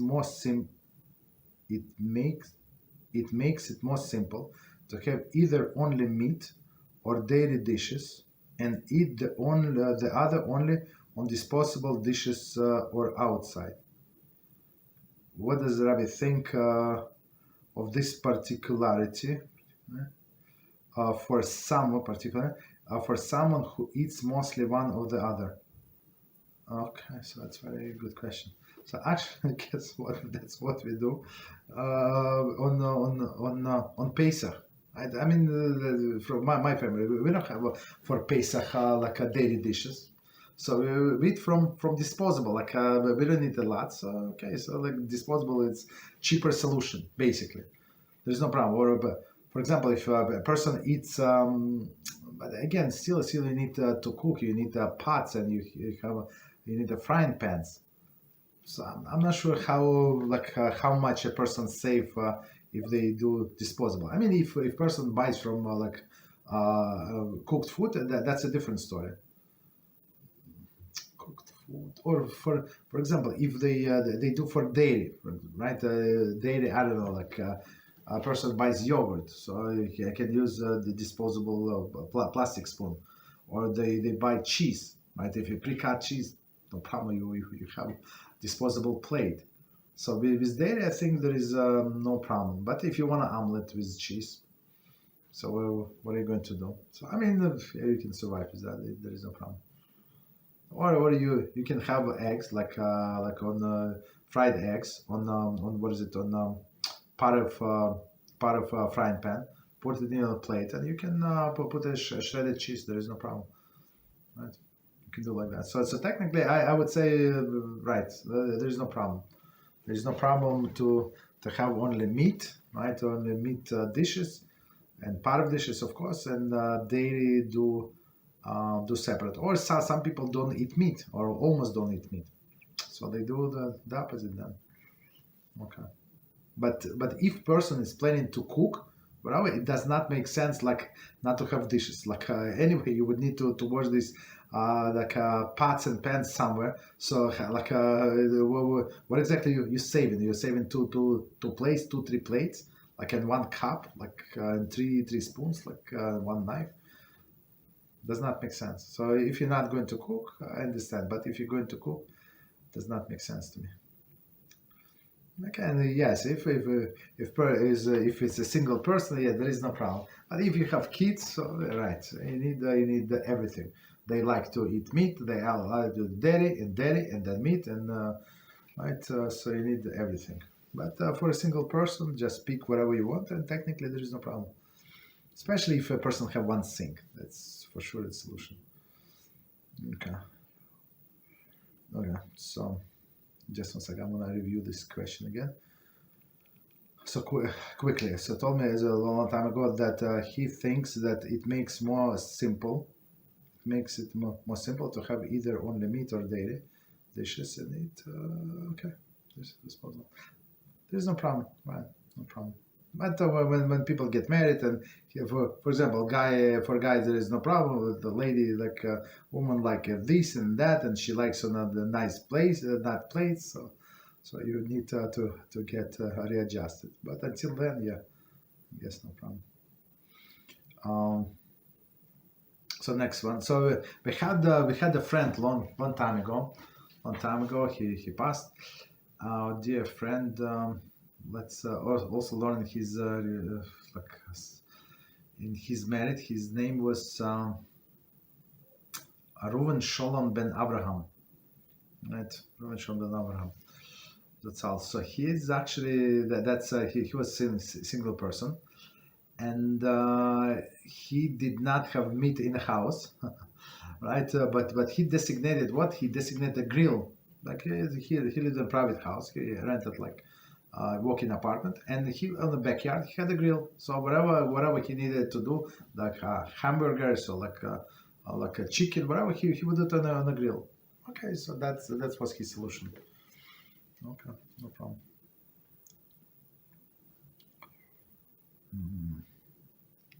Okay, so next question. How is it allowed to do secular study Holomoed in order to distract oneself from immoral thoughts? I mean, to distract oneself from immoral thoughts, it's better to learn Musar, right? That's not secular study. I don't think it's going to help, right? Otherwise, like opposites, try to learn like Musar again and again. So even if you heard some lectures or some other things like one time or two times, it's you can do it twice, 3 times, and 17 times. Like it would help. It's better than secular study. Secular study, like there is a lot of ideas that can poison your mind even without you detecting it. So it's better to stay away unless a person is in a school and he's obligated to study for a test. That's a different story. But otherwise, like on our own, we don't put ourselves in that situation. Okay, so continue. So let me check how many questions we have. Okay, no problem. Continue. Quite general question. Since people from previous generation did not have appliances as we have today, the ovens, the cookers, stove, transportation, etc., in some sense, given, they have a less control of situation. For example, exact temperature of food, how fast the message would be delivered by mail. Okay. Did they have more bitachon and divine assistance as a result of that? Okay, I think that's a very interesting question. So again, since people from the previous generation did not have the appliances as we have today, there is the ovens, cookers, stoves, and transportation. Okay. In some sense, given that they have less control of the situation. Okay. For example, exact temperature on the food and how fast the message would be delivered by mail. Okay. Did they have more bitachon and divine assistance the result? I think yes, they have more bitachon, and I think that they had less time to think about all the nonsense that people think today, right? Because people are busy. Like beside this list of the appliances, just to remind ourselves, they did not have a washer and dryer. So in order to wash the clothes, it was like mission impossible. Right? You have to bring the water, you have to warm up, you have to bring wood or coils or something like coals, right? Like all of these things just to warm up the water and wash the clothing and I don't know, and then eat, and you have to grind your own grains and chicken. You go to the market, you buy your like live chicken wherever you want, and you will bring to shochet, and he does, and you like he does only shita. Then you do the feathers. So like, can you imagine to eat the one chicken soup? Like how much work a person would done? So I mean, people were simpler, and they relied on HaShem on everything. So like emunah pshuta, they say, right? Like a simple faith. Simple faith. So people who are like more sophisticated double quotes, right? All of these intellectuals, they constantly their own antidepressants, all of them. All of them, because like the too much education did not do any good to them. Right? They're always like in doubts of how I'm going to survive, and the market is going to crash, and like the economy and this war is going to start, and Saudi Arabia is going to go against this country, and Iran is going to bomb this country, that country, and that's it, and they cannot sleep. And President Trump is going to lose, he's going to win, and what is he's going to do? Should I live in this place? Taxes are going up, taxes are going down, and the person all of this anxiety. And guess what? In all the days there were no anxiety. There is nothing, right? Nobody did like marble in the houses or like on bathtubs. Most people did not have a bathtubs, so life were more simple, right? People were busy, and when a person is busy, we see the physical things. They're more like stable in their mind, right? More stable. So like if you see who commits more suicide, all these people who work in the office and people who work in construction, they don't commit suicide. They maybe sometimes they drink a little, but basically that's it, because they're always busy. Like I just took one example, right? People who are busy with the physical jobs, right? So right, right. So I mean, in the olden days, life was like the way we see it, much sophisticated, but people were more simpler. So a message, okay, I send the letter, so it's going to come when, and maybe in 2 weeks, maybe in 3 weeks, and until they write back to me, maybe they didn't have money for a paper for the envelope until we get it back. Okay, BeEzrat HaShem. So now, yeah, I think the Bitachon and HaShem was much more stronger, especially like before this Scala movement, like till this communists, like socialists, they start poisoning our minds, and right, were simple people who would tremble before before the words of God. So they say, a rabbi said, "Did you know?" I did not know. And there was it was a job, at least in Europe. I'm not sure about Eastern country, but in Europe, it was a job for who? To give musar, to scare people. So and this was special person, who would give lectures about Gehinom and stuff like that, and he was going like a traveling rabbi to give lectures, right, to scare the community, to put them in check, so they be God-fearing people. You understand? So life was simpler, but people were holier for sure. For sure. Okay, so continue. Rabbi, next question. Rabbi, I wonder, what is the proper way to celebrate a bat mitzvah with modesty? There is no such mitzvah as a Bas Mitzvah. There's no mitzvah. I mean, you know who came up with this Bas Mitzvah? Just so you know, it's a reform. It's people who hate Judaism. So they decided, where's the quality? Where is the quality? Right? If we celebrate for men, we must celebrate for women. So if it's bar mitzvah, bar means son, right? So it must be Bas Mitzvah. So Dora is also, she is obligated to mitzvah. She is obligated 12, and they have a big celebration, like a wedding. Everybody from her girlfriends come half naked, and they make scenes that everybody's going to be responsible. So what they do in kosher yeshivas, they just celebrate, like kids can celebrate their birthday. So the whole class celebrates, they'll clap, they buy the yeshiva buys, or they collect money and they buy their cakes, and that's it. No speeches, no like all of this in shuls. So it's a modern invention, basically, from reformers, just so you know, from lefty liberals. Okay, so next question. If one says that after blessing over drink, but then later realize that there is still some left, must one say the blessing again? One more time. If one says that after blessing over the drink, so okay, it happened to me. Guess what? It happened to me this morning. So I was in a rush yesterday. And then I did not finish my coffee, so I like a little left. Of course, if it stayed overnight, it will spill out. But if I would remember, like if I checked during the day, I was so in a rush, I did not finish my coffee.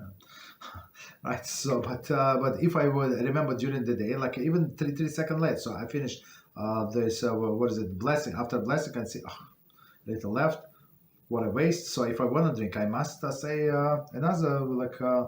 Shechakol blessing before, right? After blessing, I'm not going to say because I did not drink a lot, but as we said, I think we said yesterday, maybe I'm mistaken, but before, I think yesterday we said, before blessing, you make on any amount. I think we had on the bread, right? On any amount. So after I said the blessing, after blessing, my eating session, the halakhic term, finished. That's it. So if I want to start something else, it's going to be different eating session. It has nothing to do with the previous one. Okay, so let's see. There is another question. Shalom Aleichem Kod Rav. Thank you for the shiur. Question: if someone was really busy and end up not to eating the whole day, and realizes around say 4 hours before the sunset, when the hunger hits him and he hasn't eaten the whole day, could he decide to continue not eating until the sunset? It would be counted as a full day fast. Also, since physical fasting is not recommended on Erev Shabbos, would the Tani's Dibur be accepted? Okay, those are two separate things. So let's do the first one. So here's the situation. If someone was really busy, so person did not intend to fast, but person just forgot to eat, like got busy. Okay, some things, right? And realized, let's say 4 hours before the sunset, that he's hungry. Like, and he said to himself, let me go another like 4 hours and it's going to be fast. No, it's not going to be fast. It's not. The fast is only when was intended. So, and how do you know? You see our Siddur in Mincha, right? In Mincha, before taking these 4 steps back, right? There is a special section. If you check in gray box, and it says, so if a person is planning to fast, personal fast, not like a community fast that everybody fasts. No, you personal fast, whatever for whatever reason, personal reason. So I have to do this insertion. There's special blessing that HaShem is going to watch over me and save me, deliver me from this fast, and I should continue, and it should not be to my detriment. I don't know exactly, but the wording, but the wording is there. So, but it says even a person did not have a wording, but he or she did intend to fast. There is no problem, even without this wording. There is no problem, right? But if person did not intend to fast, there is not a fast. It's nothing, right? It's not going to be counted as a fast. So only intentional. So intentional, for sure. If you said it in mincha, for sure it's for sure it's intentional. Or even if you just meant to not to eat, still. Next, sub question. Also, since physical fasting is not recommended on erev Shabbos, no, it's not right. It's also almost forbidden. Would tanis dibur be acceptable? Right, tanis dibur is always acceptable. Is it acceptable on Shabbos? I think it's acceptable on Shabbos as well, right? So tanis dibur is fast of not talking, right? Of course, there is some exception. You can say the words of the blessing, of course, or you can say kiddush on Shabbos. You can eat. You can do the blessing after the blessing, birchas hamazon, other things. You can learn Torah, but other forms of speech would be forbidden, right? So I mean, if somebody wants to fast, I always say that's the best fast. And in my mind, it would be much harder to do tanis dibur than do fasting, meaning not eating. I think, right?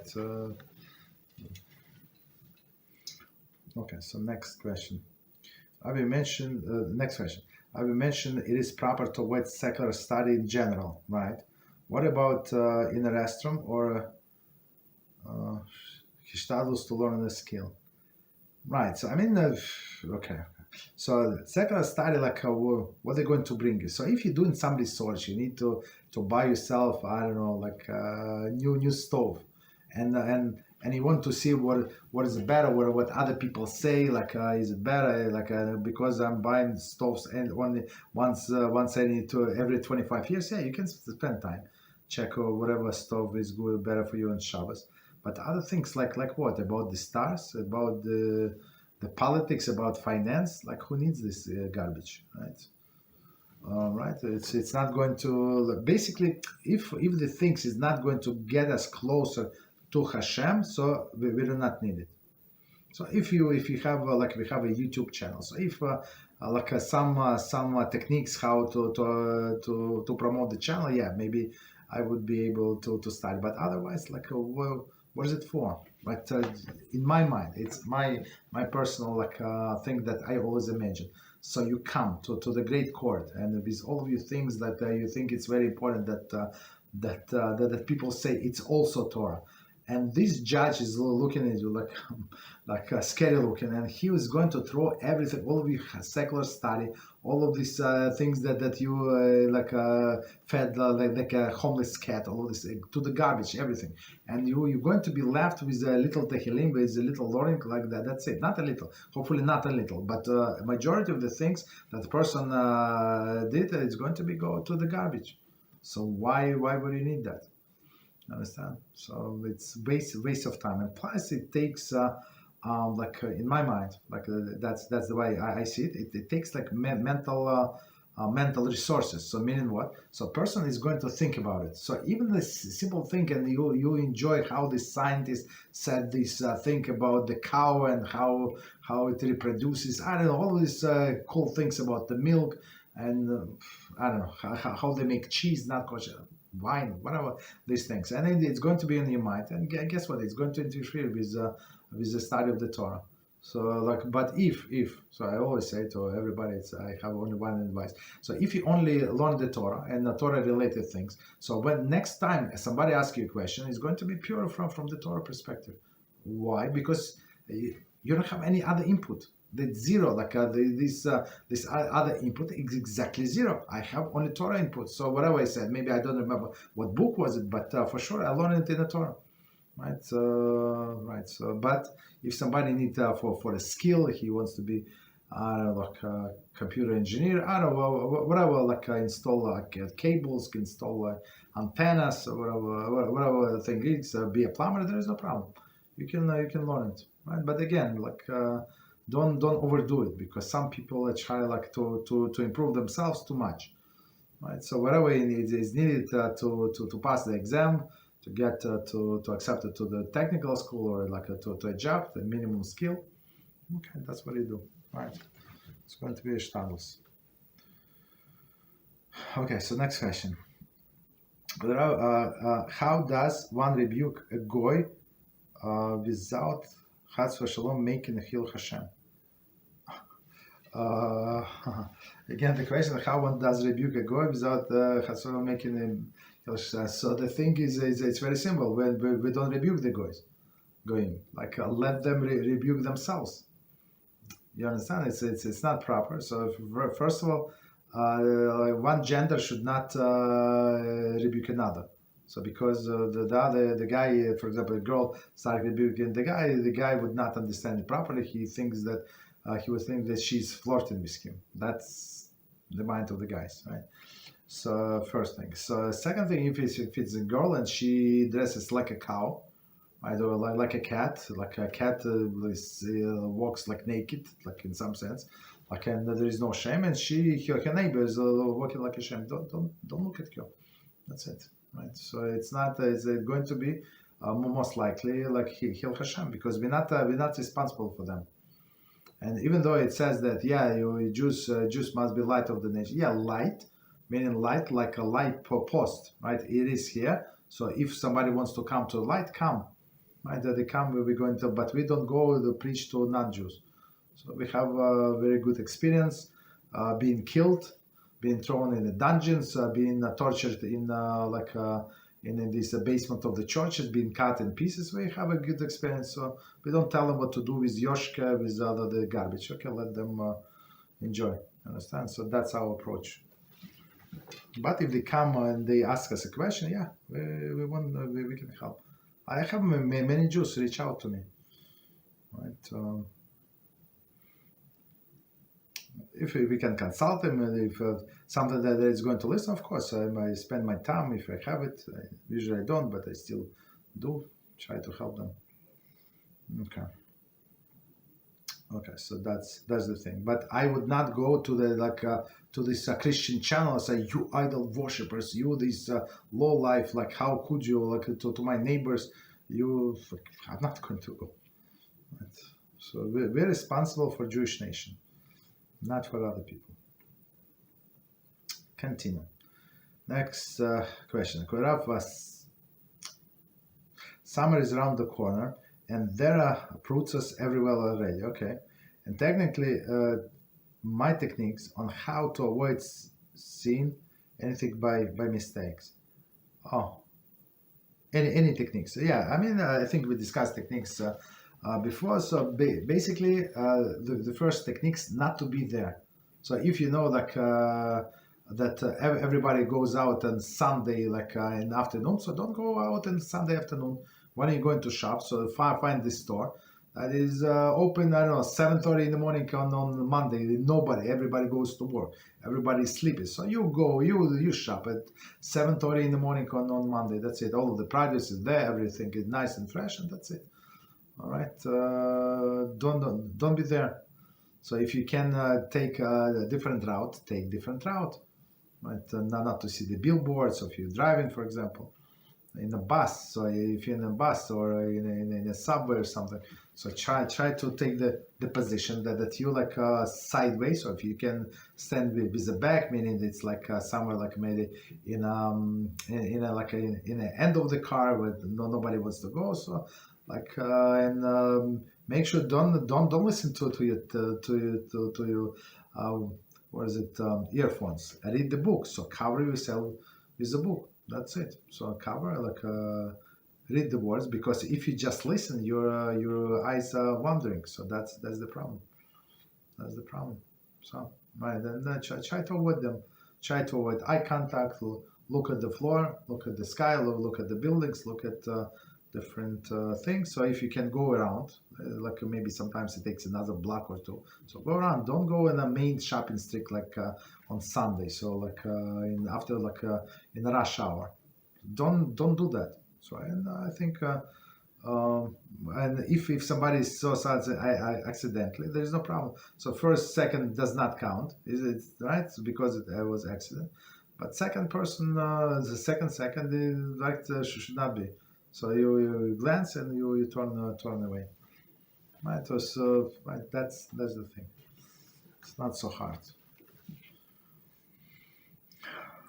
Okay. So next question.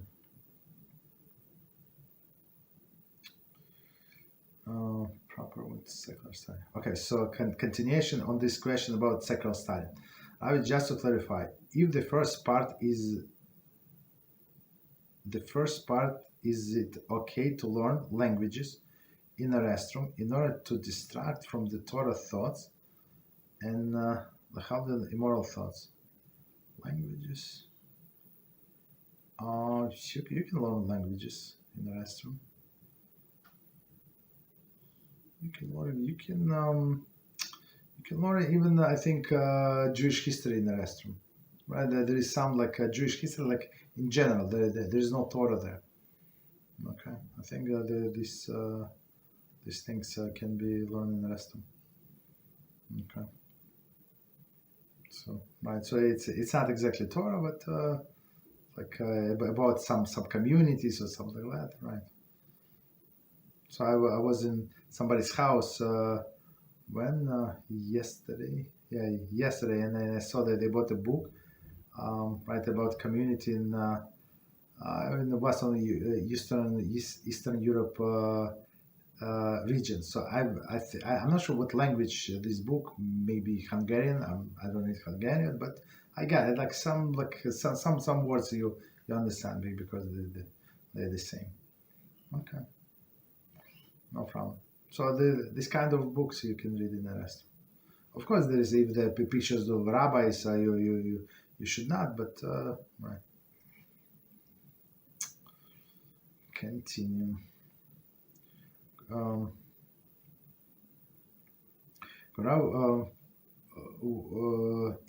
If we practice a musical instrument for the purpose of care of music, is it considered a mitzvah? If playing instrument to relax, is it allowed?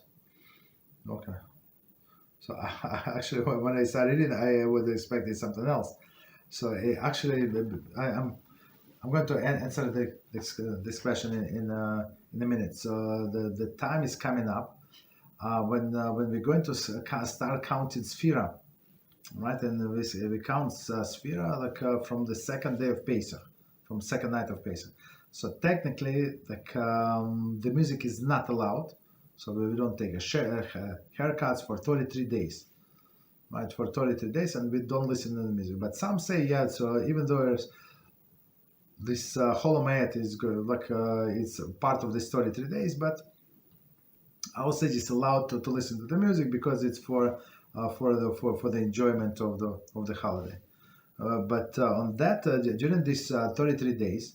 Of course, in Israel, I think it's going to celebrate Yom Yerushalayim and Independence Day, and they're going to blow music everywhere. So it has nothing to do with Judaism or with Jewish tradition. It's opposite. When we don't listen to the music, they play all of the kind of music. You understand? So that's sad reality, right? So on this, during this period, we don't listen to, we're not allowed to play the music, not to listen to the music. But if somebody is, for example, somebody is given classes, like tutoring kids or something, like giving a music lesson, so it would be allowed, because a person does not do it for enjoyment, like right? So if somebody's practicing, you like, I remember we had some older neighbors, you can go crazy from this sound. So for sure, it's not for enjoyment. Or if somebody's a professional musician and they do it for like a practice because they have to for performance or something. So it would be like exception. But otherwise, if somebody for fun, for relaxation, it would not be allowed during this sphere period. So now we're going back to this to the question. So if we practice a musical instrument for the purpose of kiruv music, right? So if writing the songs bring people together, there is no problem. Isn't considered a mitzvah. Whatever kiruv thing is, yes, it's considered a mitzvah. So people like pictures, write pictures. They like music. They have effects, the video effects. For sure, it is a mitzvah. If you rent the instrument to relax, is it still allowed? So if a person plays a music for relax, there is no problem.